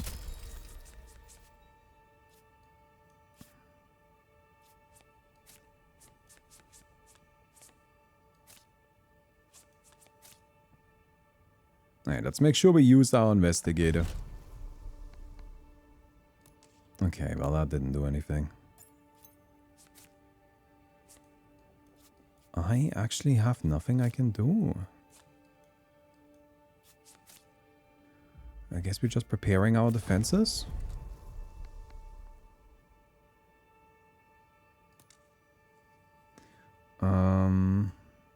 Can't teach this one.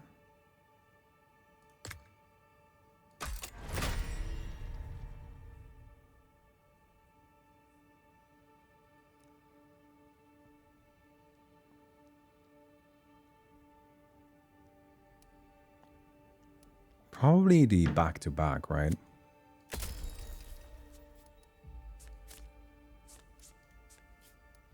Alright. Next cycle. Man. It's a long run. Takes a while. Okay, pretty big army. I only have 3 units. I could, in theory, employ 4. In practice, I just don't have that many. We'll do this because I can intercept here.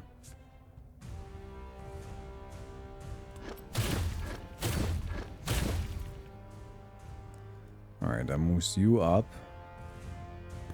Fading armor on you. Cycle a little bit.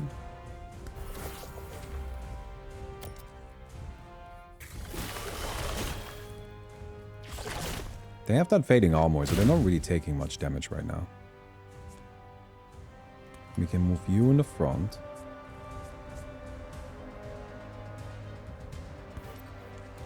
do this. Nick just exerted this, so I probably shouldn't have done that immediately. What is this up here? Guard break.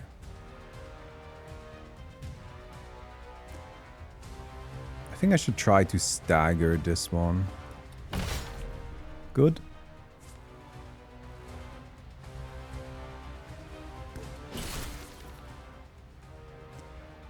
So we've got a lot of fading armor.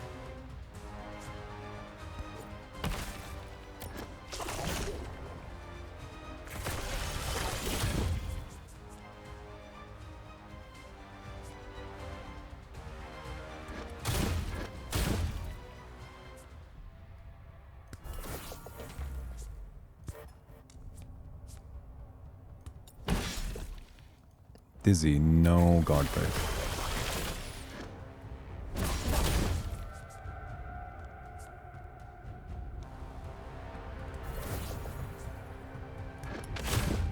There we go. Can probably move these back.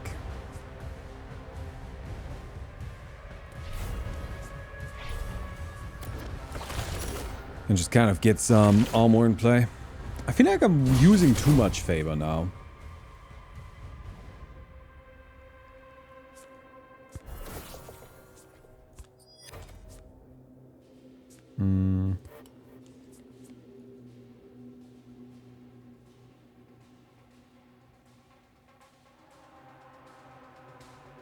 This guy's pretty much full HP, right?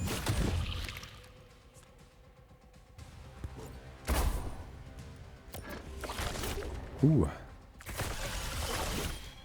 Okay. Well, that's a small problem there.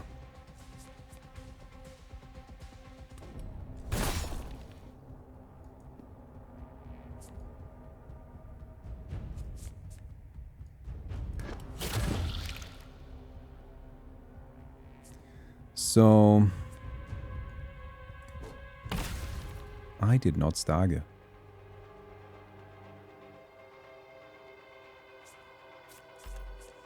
Really banking on that one being a stagger.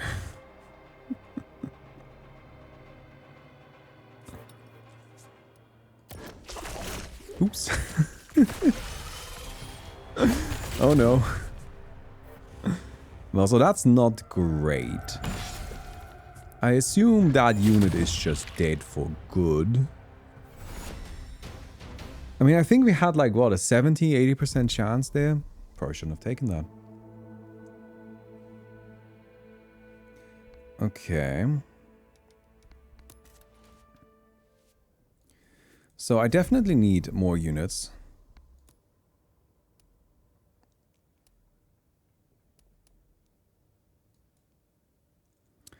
Not sure how much I like these.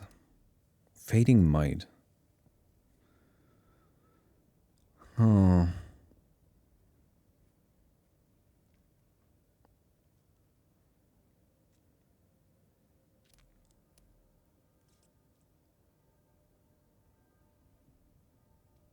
I want to put Exerted on these guys, but I guess I will. Okay, well... That isn't ideal. Recruitment Center. Words of your deeds have echoed through the city, inspiring others to take up arms to defend the Soul Sanctuary. One of your squads will gain a new member. It'll take funds to equip them. Yeah, I probably should add one to my knights.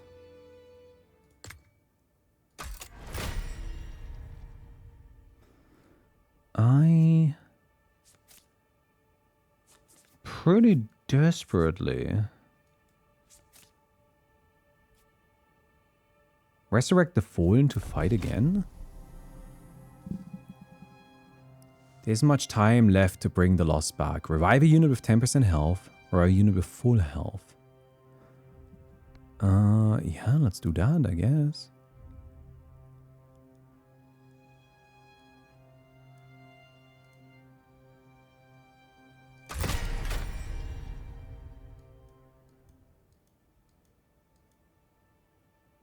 Oh, right.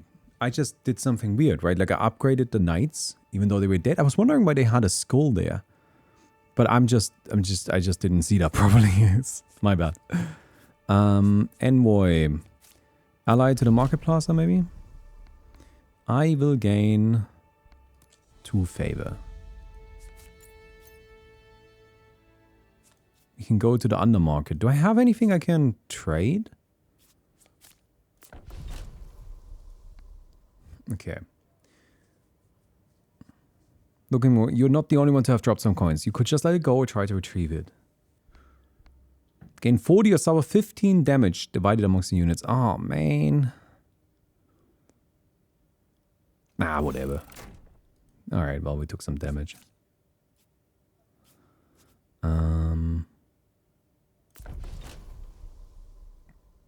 Yeah, let's just reset. Okay, prepare the defenses. Let's go to the forum. Gain 3 but lose 1 max.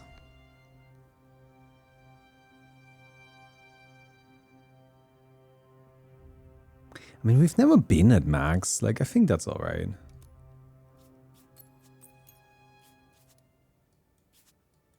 It doesn't feel good to lose maximum. But I also feel like we're fine. We've never gotten there.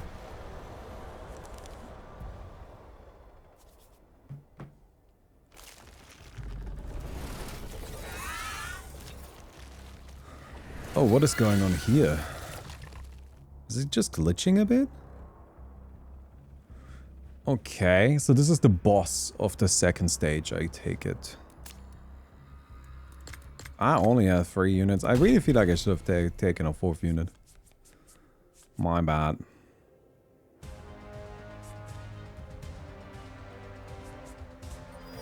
Alright, do this. Send you in front. Apply fading armor on this. Just kind of hope that they can take some hits.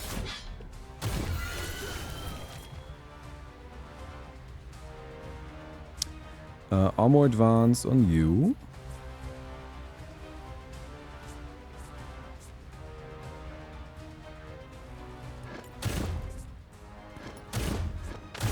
Just kind of getting some hits in. Wait, am I dead? No, I have 79 shield. I will try to protect that a little bit more.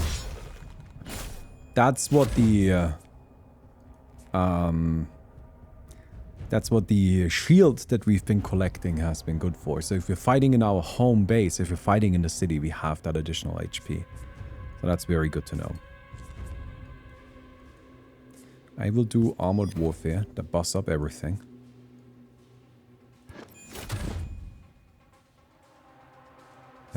Crushing blow, imbue weapon, probably imbue weapon.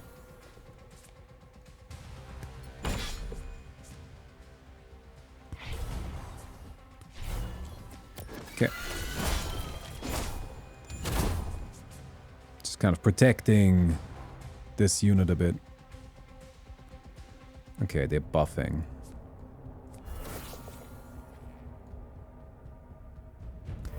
Fading armor is free.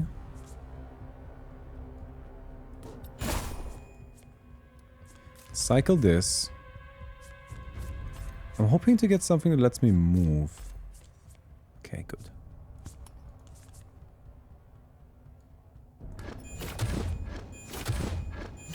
Nice. That is very nice.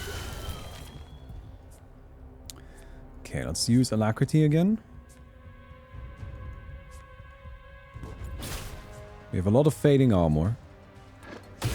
I mean, I'm just gonna hit with everything I've got, I think.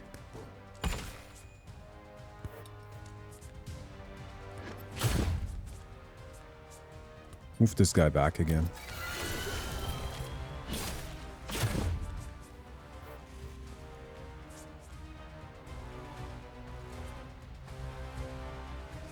Although it does actually benefit a lot from being in the guard zone.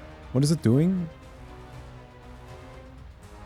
It's attacking specifically these guys. I can probably just protect them.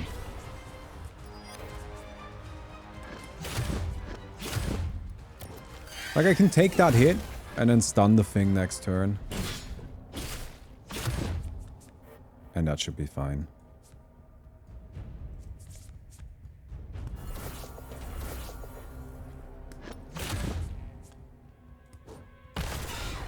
Yeah. Good.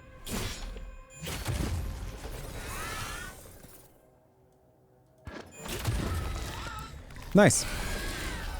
I guess it's not that bad that we have less units. Like, it's fine. It doesn't actually make that much of a difference. With the boss slain, the fabric of the ground rots and crumbles beneath your feet. The citizens huddle into the safety of the walled city, and its doors seal just in time. It drills deeper into the earth with its massive core laser, beginning its descent. Restore all living units to max health, enter the next depth. I haven't quite understood why we are doing this. It doesn't seem like a good idea. Right? Or is that just me? Lord Attendant. The city's sudden descent lands its denizens in the deep underground. With a hastily scavenged Mythian core from the slain boss, the time is right for you to increase the size of one of your squads. These guys, maybe? They are the only ones that are still kind of shit. Let's level these up. The scavengers have finished their work cleaning out the massive mysterious core. How did this thing end up inside that monstrous foe? Put it to good use and choose a special technology. Command banner. So I just start with this in my hand and I can use it for an extra mana once. At the start of each turn, draw an additional card. Whenever you shuffle your draw pile, also shuffle in 2 dread. And whenever you shuffle your draw pile, a random card for each unit costs 1 less until you play it. So I have a lot of cards in my deck, right? Like, I've not been particularly worried about reducing the number of cards in my deck. So that means I'm not shuffling my draw pile very much. Can't re-roll any of this. Can I? No. I'm guessing the command banner makes the most sense, but this seems fine. Even... No, I guess it's the command banner. I was about to say that, like, it seems fine even if we don't get anything out of it, right? But, like, why do that? Like, we should probably just take the thing that's actually beneficial. Alright, let's immediately go on to an expedition. Another reactor rod. Yeah, why? This unlocks a new thing. Alright, let's have a look at this first. I'm curious why we need another. Enemies can have armor, reducing damage taken from each hit. Damage can't be reduced below 1. So we take our arbalists. And probably just the knights. I don't want to take any chances, you know. Alright, command banner, we use that immediately, so we can just... This is trying to attack my lantern. Let's not take any chances on that.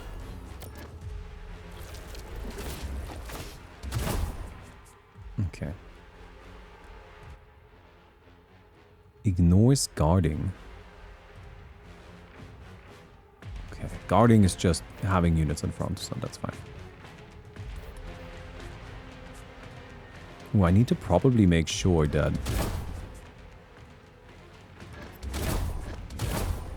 my lantern isn't gonna randomly die.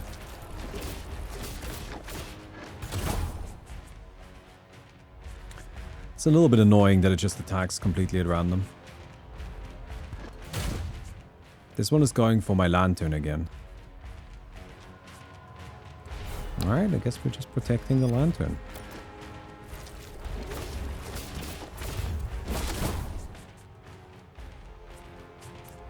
Alright, cage light. Armored advance, and then I can strafing run this. Alright, we got a stagger.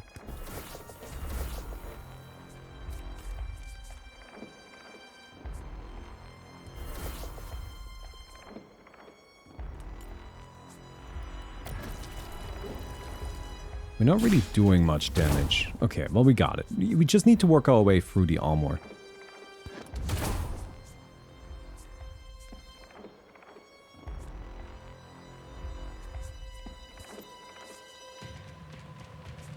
Alright, bring you up front so I can get these hits in. It's gonna deal 18 damage here. Can I prevent this?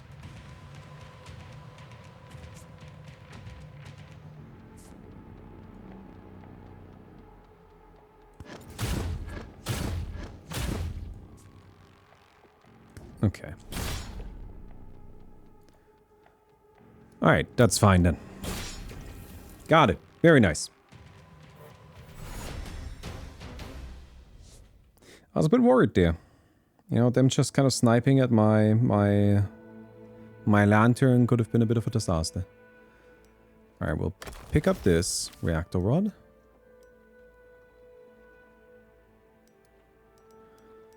Let's just go for the big one. Steel monster bone. Alright, reactor rod. I can sell it in the undermarket, but what if I don't want to? Risky encounters or illegal trade.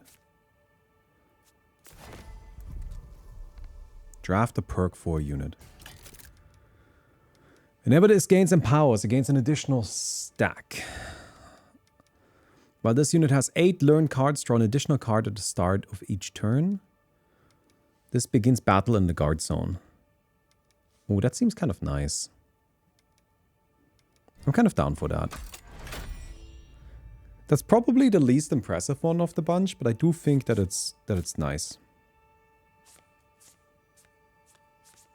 I like the system with the units here. I think it's cool that basically these are kind of like my roguelike things. Like I have my little units, it's like a little squad, but they essentially treat it as one unit, and I upgrade those. I do still think that when they make you choose them, that's like, it has a lot of decisions you have to make all at once, which is overwhelming, and I'm not a big fan of that. I wonder if there would be some way to kind of like start with like a more basic troop that you upgrade over time. Maybe that would work better for what I would enjoy, but even as is, I think it's actually a really cool system and I like it. Okay, I'm not sure what to do with this reactor rod. I don't really want to sell it, so I'm just going to keep it. I'm curious what happens if I just keep it, you know? Okay, investigator. Let's send the investigator into the undermarket. The bookkeeper has a special request. I can get this. +3, 3 plus int. I have 7 int. Yes, we finally got one. I got an amplifier module. That I can't play right now. I need to wait a little bit with that. Because it's my pile. Alright, let's go to the rally point. And there's another reactor rod. Yeah, why not? Right? It's a little bit odd that we just keep gathering the same thing, but I guess let's just keep gathering the same thing. One thing I also like is I like how the enemies, they do kind of fit to me. Like, it is kind of tricky to make sure that your game feels cohesive in its enemies. But I think they did a fairly good job with that. Even though the enemies are... Well, I mean, the enemies are fucked up, but I think that's like the point, right? Alright, so we move you into the front.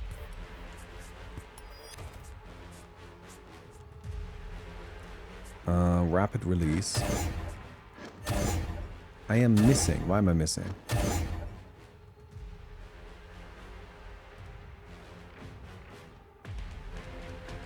So will dodge all damage and stack of melee ranged attacks during each of your turns. Dodging all melee and ranged attacks.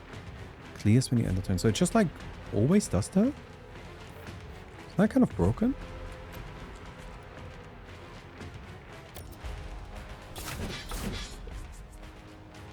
Okay, I can attack it now. I cannot attack it during my turn at all? Well, now that's some bullshit, isn't it?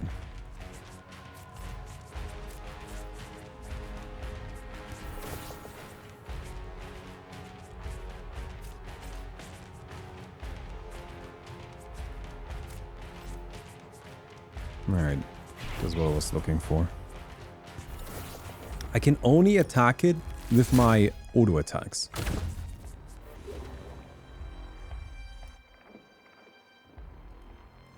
So it's locked onto this. This does nothing? This does nothing. I have no favor. It's actually a big problem. I've been using too much of my favor. Okay, we staggered it. So now we get to just hit it.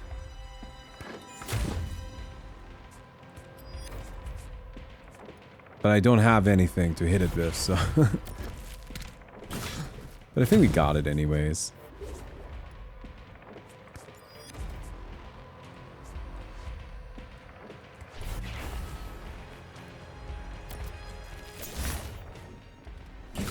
Yeah.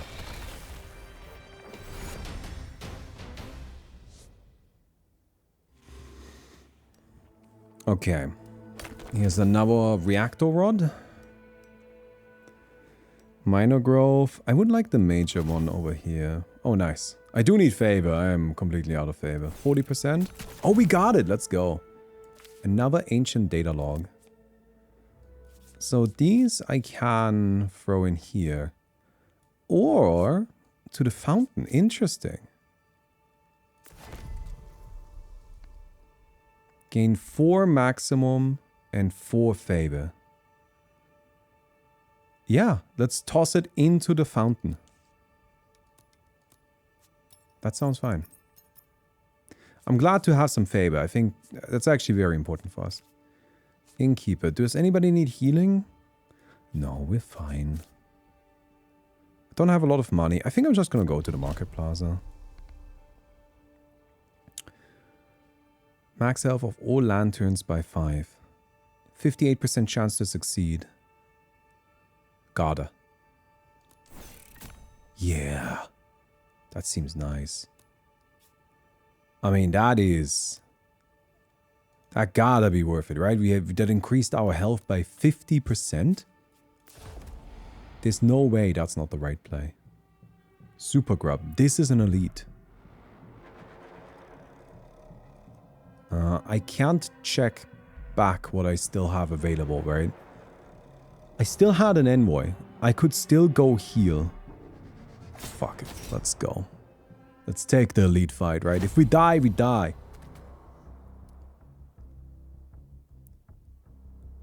And can't switch zones. Now we get bonuses. Just kind of, sort of by default. Okay, armored advance, you immediately, I think.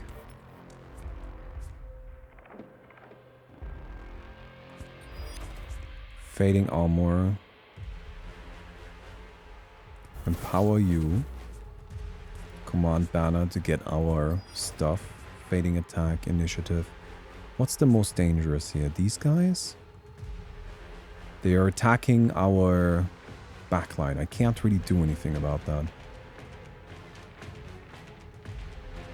These guys, I think, are the problem. But I can't really get rid of them. Because this guy is going to be attacking the front. Or like going to be moving in front. So I have to just clear that first. Alright, fading armor. Lots of fading armor.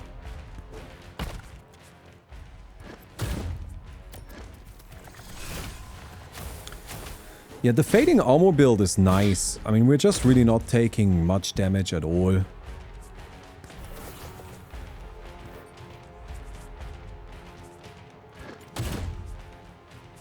But this is a problem. I gotta look for...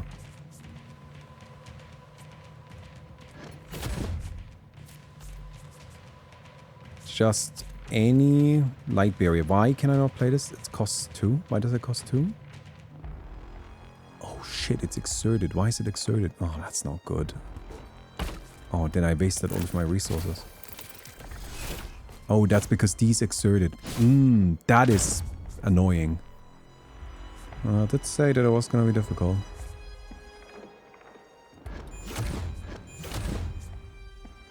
Okay. I need to get you up front so the strafing run does its damage. Okay, so now we can go for the backline finally.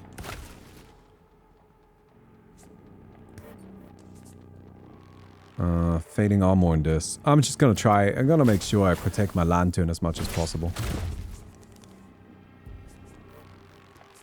Alright, crushing blow. You do more damage.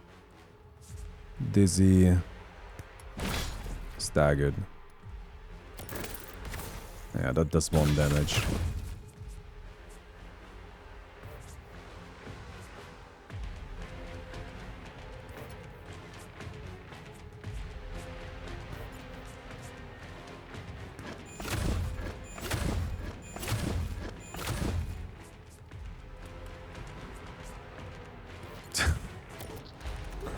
Just walking back and forth. Pheromones.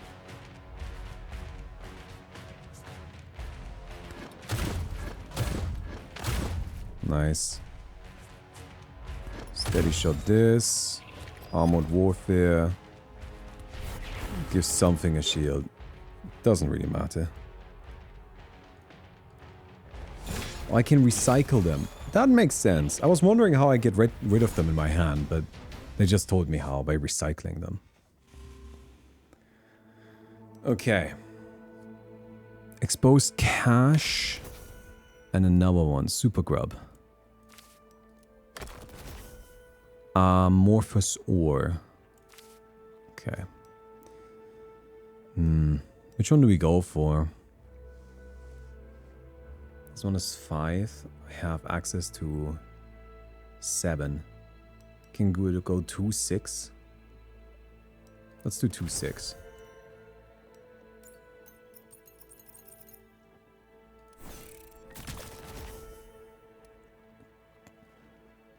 A computation chip, okay. Alright.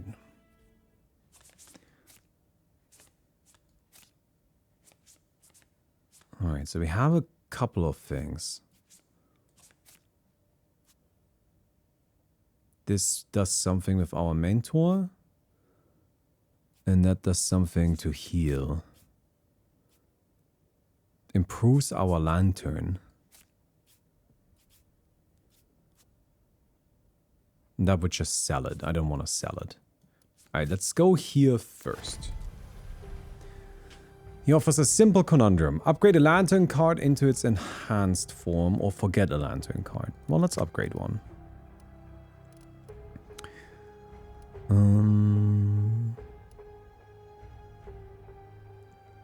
Make that 3. Probably Umbral Wisp. To make the Empower 3. Super Grub. I want to upgrade one of my units. Upgrade unit action. Okay. I think it makes sense to upgrade the Iron Fortress. Because we're pretty much always using this.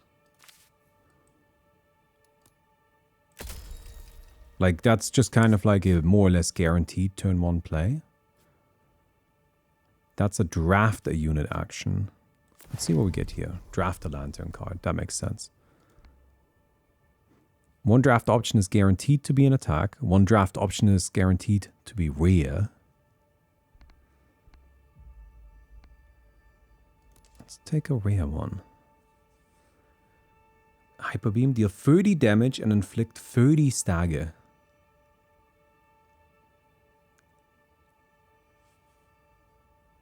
I think I'll take the Caged Lion.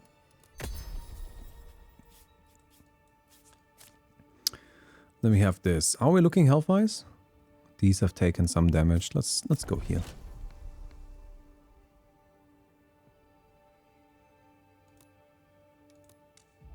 Okay. Into cycle 2 we go.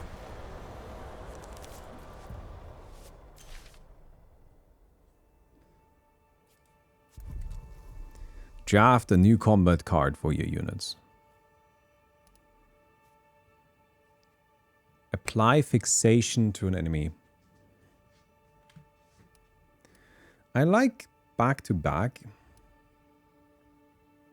and crushing blow. I think they're both good.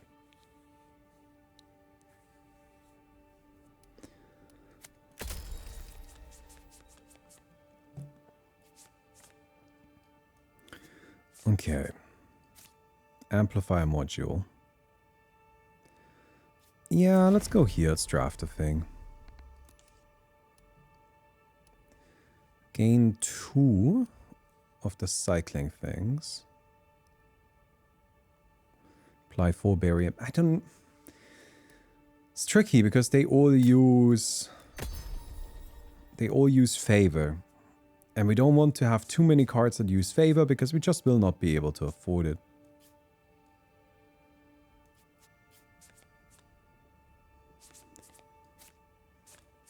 I actually cannot do anything with these reactor rods.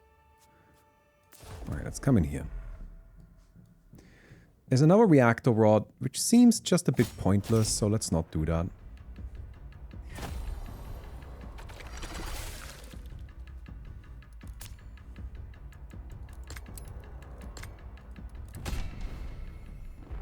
I think making it so that the knights start in the front line was actually just a mistake.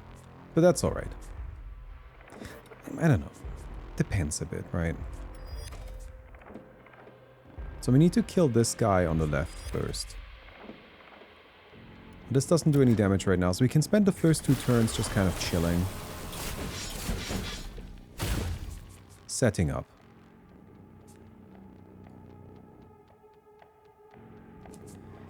Crushing blow on this. Empower you.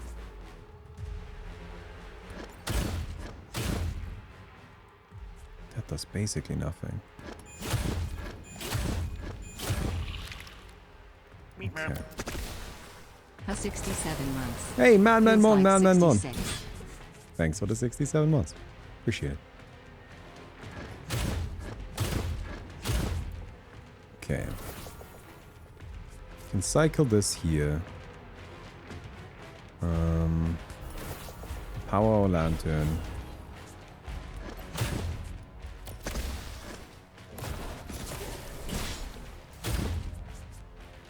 Okay. So this is nice, right? This is why I wanted this, because now we're just drawing a lot of cards.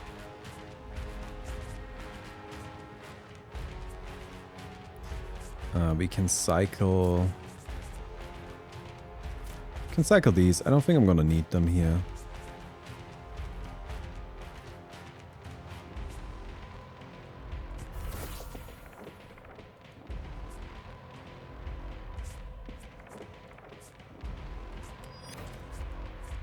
Alright, trick shot. Steady shot. Striving run. Staggered it. Still have 1 attack.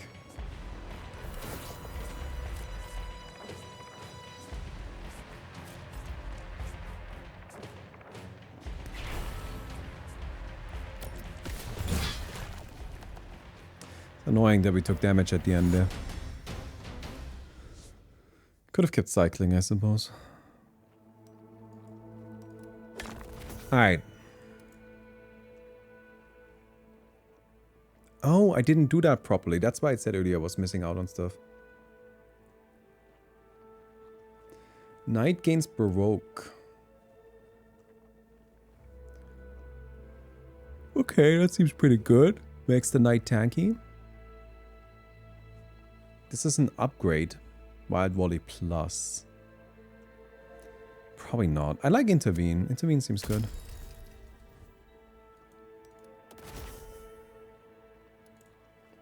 Some favor. Super grub. Didn't get this one. So super grub comes in here. What does this do? I'm just curious. Revive or heal? Who has taken damage? I guess you? 20 or 30?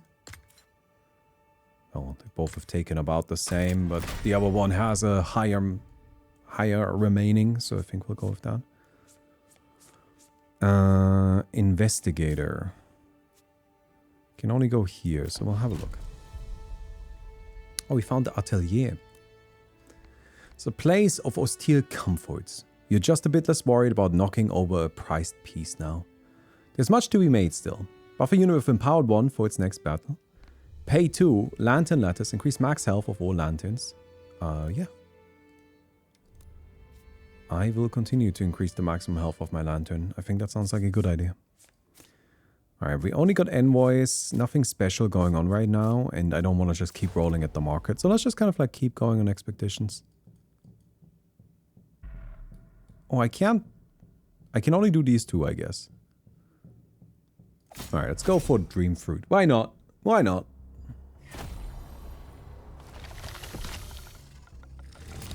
So I can only have one unit. Well, that's actually a problem. What's my one unit?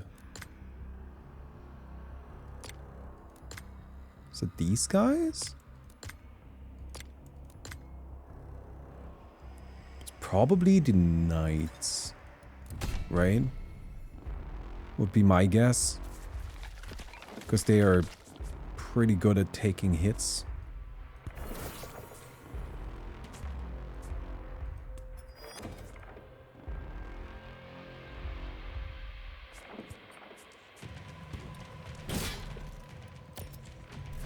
And that's what really matters. I mean, I'm a bit worried that we'll not have enough damage output, but is how it is. We'll probably use a few pieces here. Just a little bit of favor.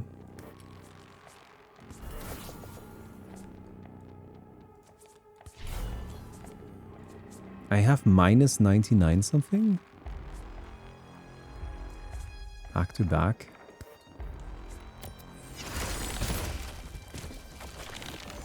They died?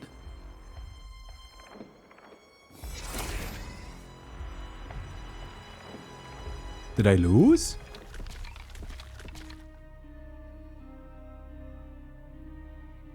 Take a vow. Acquire revenge battle to battle again next cycle. Or this expedition will be abandoned. Gain a favor.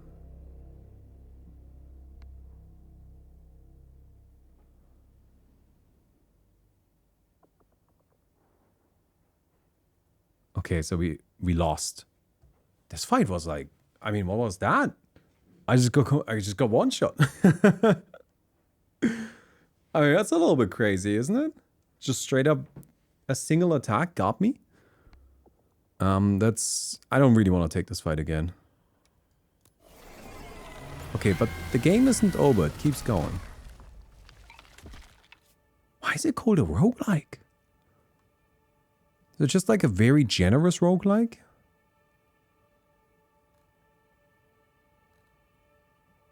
Is the description of it just wrong?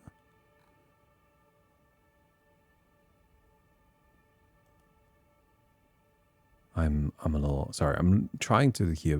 I'm looking at the Steam page. No, it says the roguelike deck builder with the soul of strategy game.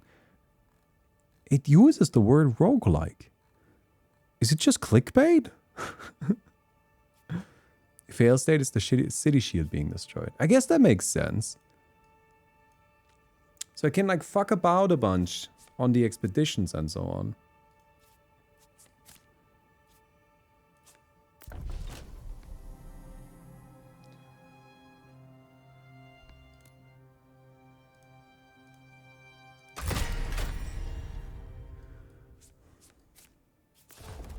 But I can't lose the like big battle at the end. All right.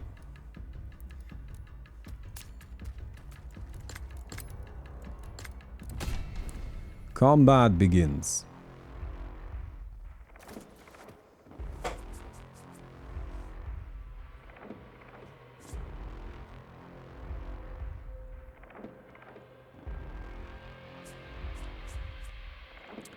What do we not want right now? Definitely using this, but ideally I would like to use it. Let's cycle you.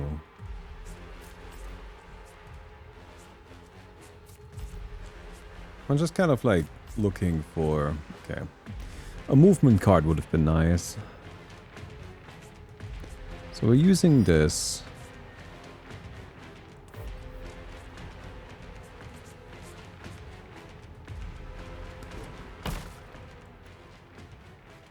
I guess that's that.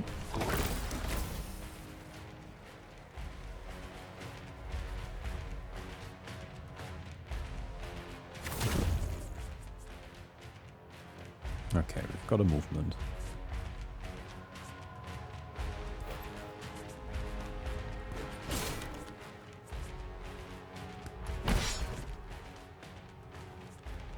I am not a big fan of the fights where I have less units. I get that it's supposed to kind of like add a certain level of strategy and you can't rely on having all of your stuff. But then I ask, like, you know, I'm upgrading the units, right? And I'm trying to build them in a way that they are synergistic with each other. So it feels a bit weird that in some fights I just wouldn't have some of them.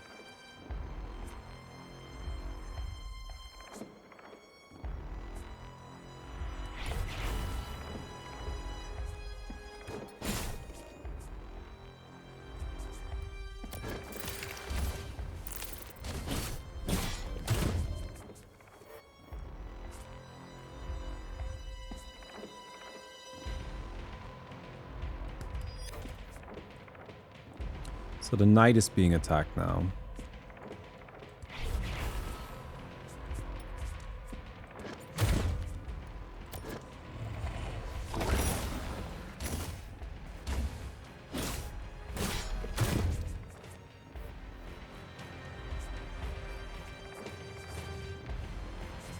I will move you up so the strafing run does a lot of damage.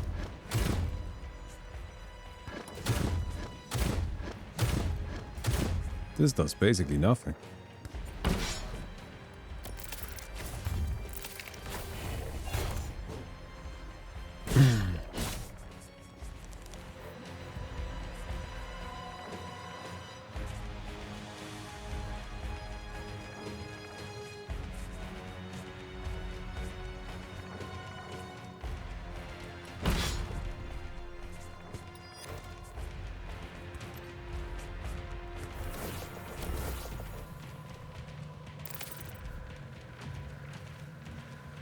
Hey, what's going on there? Huh? I feel like the game is just starting to bug out. Huh. Bugs. But like, it's being weird, right? I feel like it's not functioning properly.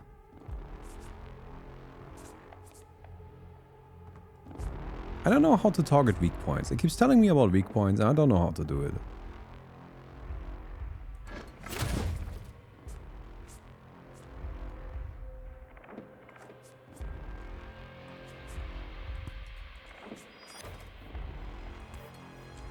Just moving this guy back and forth.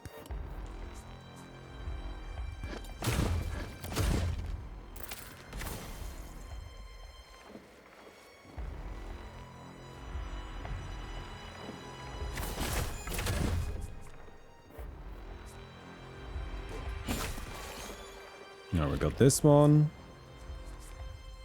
Move this up so this does maximum damage.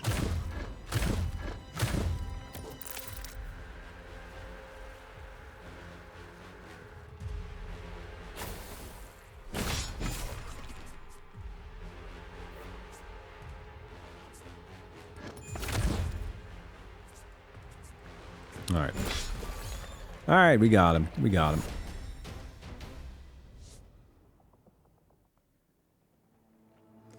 I guess we'll take another one of these.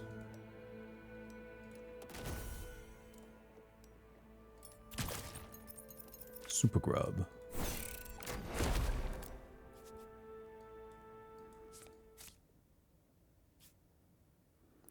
Upgrade a unit or revive and heal. What? How are we looking on HP? missing 20.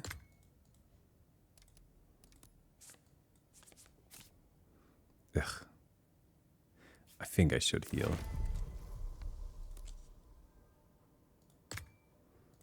Like, I really need the knights to be healthy.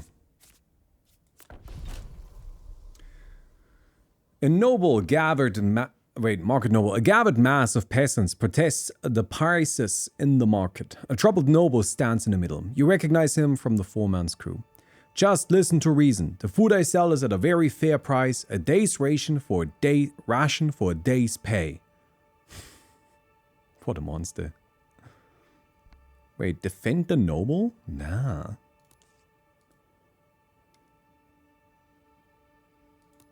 Oh, sorry, buddy. Next time, don't be a shithead.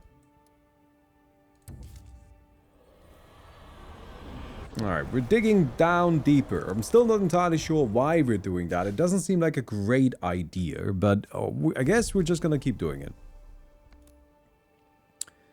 Preparation. Strafing run is nice. It does a lot of damage.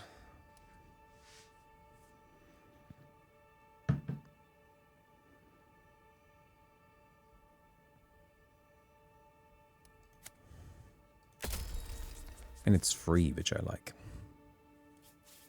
Aha, reactor rods. I can just sell them? Alright, whatever. Gain 40. Yeah, sure, whatever.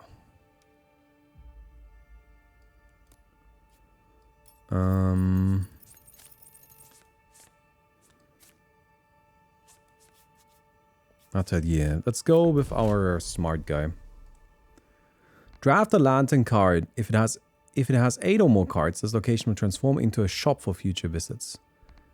Light of Hope. Buff a unit with empowered bond for its next battle. Let's do that. We'll make it our archers. I haven't had a chance to get any more units.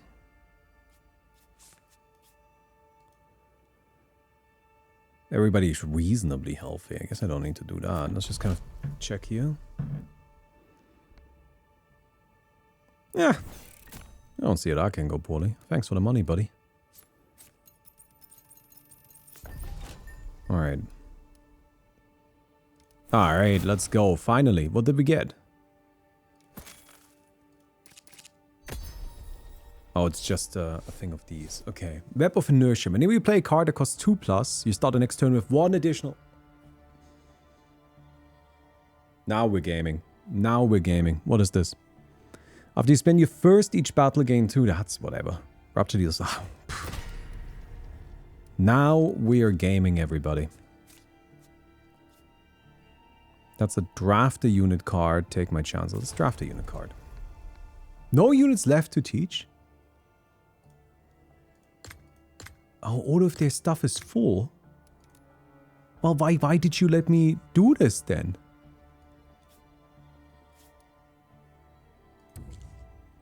Okay, fuck me, I guess.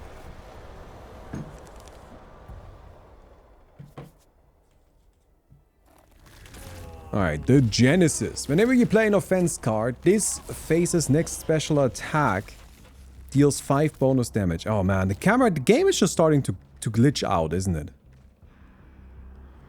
Next special attack is 5 bonus damage. This face has immune to stagger. Oh, it's a face thing.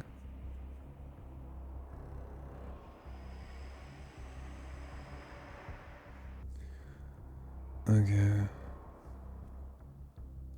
So I guess I just keep smacking it. I mean, like...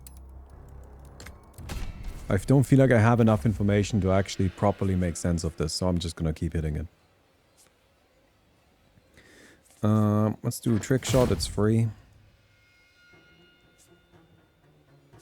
Armored advance on you. Iron Fortress, banner, intercept. And take 25? Yup, I guess so. We're not really doing damage. Because it's on the face of grief. So we just cannot deal damage right now? Why is this a thing?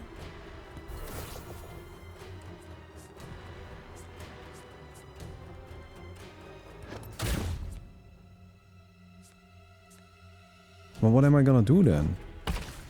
I can still deal stagger damage, I take it. Yeah, I can still stagger it.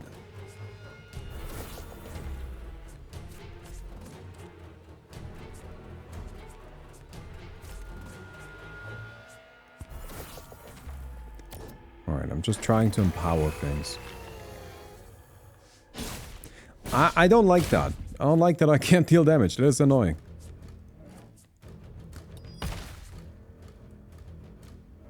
It's now gonna do debuff us. And it will affect everything. And I can't do anything about it.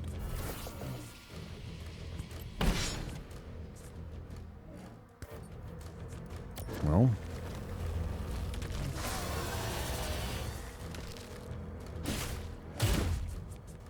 I can't even reduce it. I'm just sitting here. What a shit fight. Like truly, just what a terrible fight this is. Alright, so I staggered it, so now I can actually deal damage.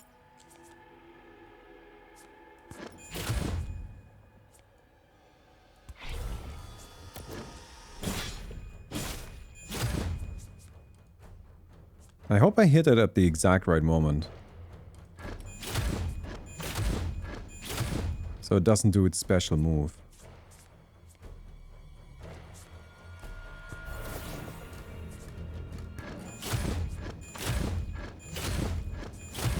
We're doing a lot of damage right now.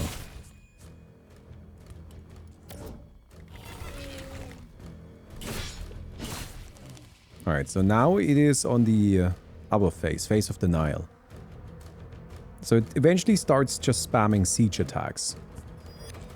Which wouldn't be great.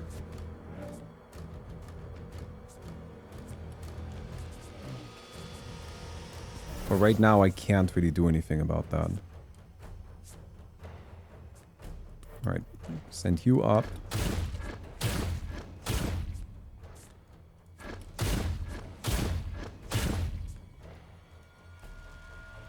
I mean, I kind of feel like our damage output is pretty good. What do you mean immune? Oh man, it's just targeting down the knights. Alright, it's doing a special action. And what am I gonna do about a special action? Nothing, I suppose.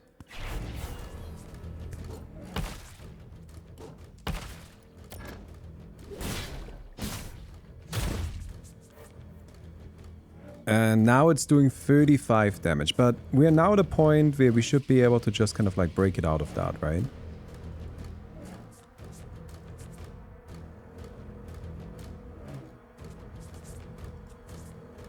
Shield slam? Yeah.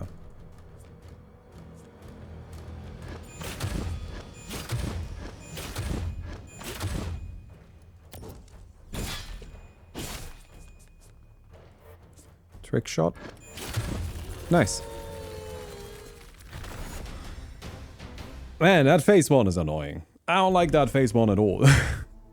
Because it's just like, I mean, I guess you just have to stagger it, but it's still kind of annoying.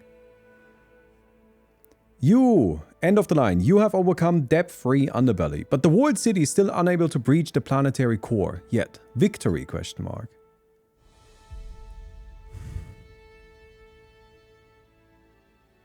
Why is there a question mark? Why don't you just tell me that I won? I guess we did it. We beat the game. On our first try. It wasn't super hard, but I felt like it was definitely challenging a little bit. And now I'm unlocking stuff. Yeah, I've now unlocked more units.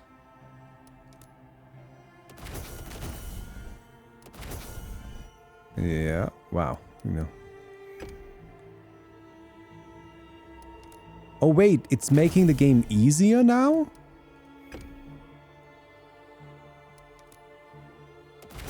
Oh.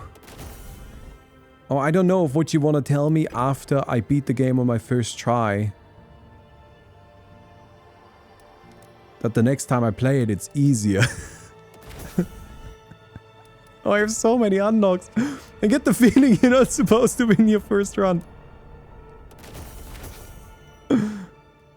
Okay. How do I scroll here? I scroll in and out, okay. So I can have different origins with different characters. I can have a variety of unlocks. Some of which just give me permanent benefits, some of which give me more units or new cards.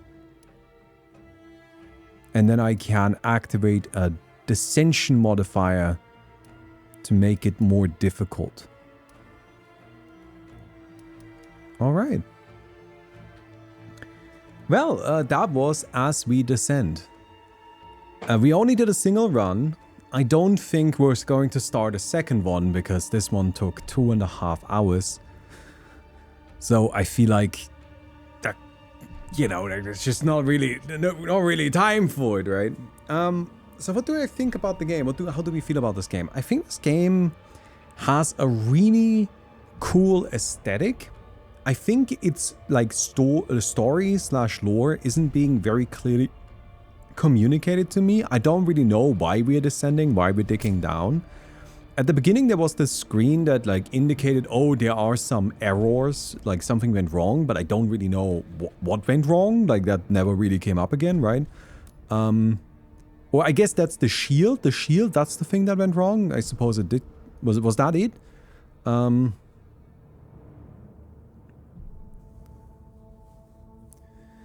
I suppose the story is supposed to be something that you unlock more of as you play the game more, right? So you aren't meant to understand everything right away. But I feel like I understood very little. And what I'm asking for here is, I'm not really asking for, you know, knowing the larger story all at once, but rather, I'm just like confused by the whole premise. Like, why are we digging into the ground? And somebody in chat is saying, Chris is saying in chat that I think it's like post-apocalyptic and your city's digging to try to find safety. I kind of get it, but like the further we dig down, the more dangerous it becomes, right? So I feel like after a certain point of digging, don't you realize this isn't going anywhere? Like we're not improving the situation.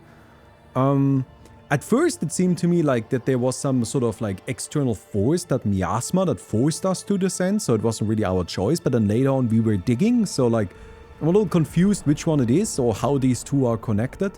So from like a kind of like lore story perspective, I gotta say, I don't really get it. Maybe I wasn't paying enough attention, but I was trying to pay attention, right? But like I just don't really understand it. Setting that aside though, I think the kind of like aesthetic and visual style of it worked really nicely. The atmosphere it wants to convey worked really well, I think. I really enjoyed having the city. And then I'm like going around the city and clicking on things to like finding ways to go there. So it is not, in my mind, on... Wait, is this Banners of Ruin? Yeah, no.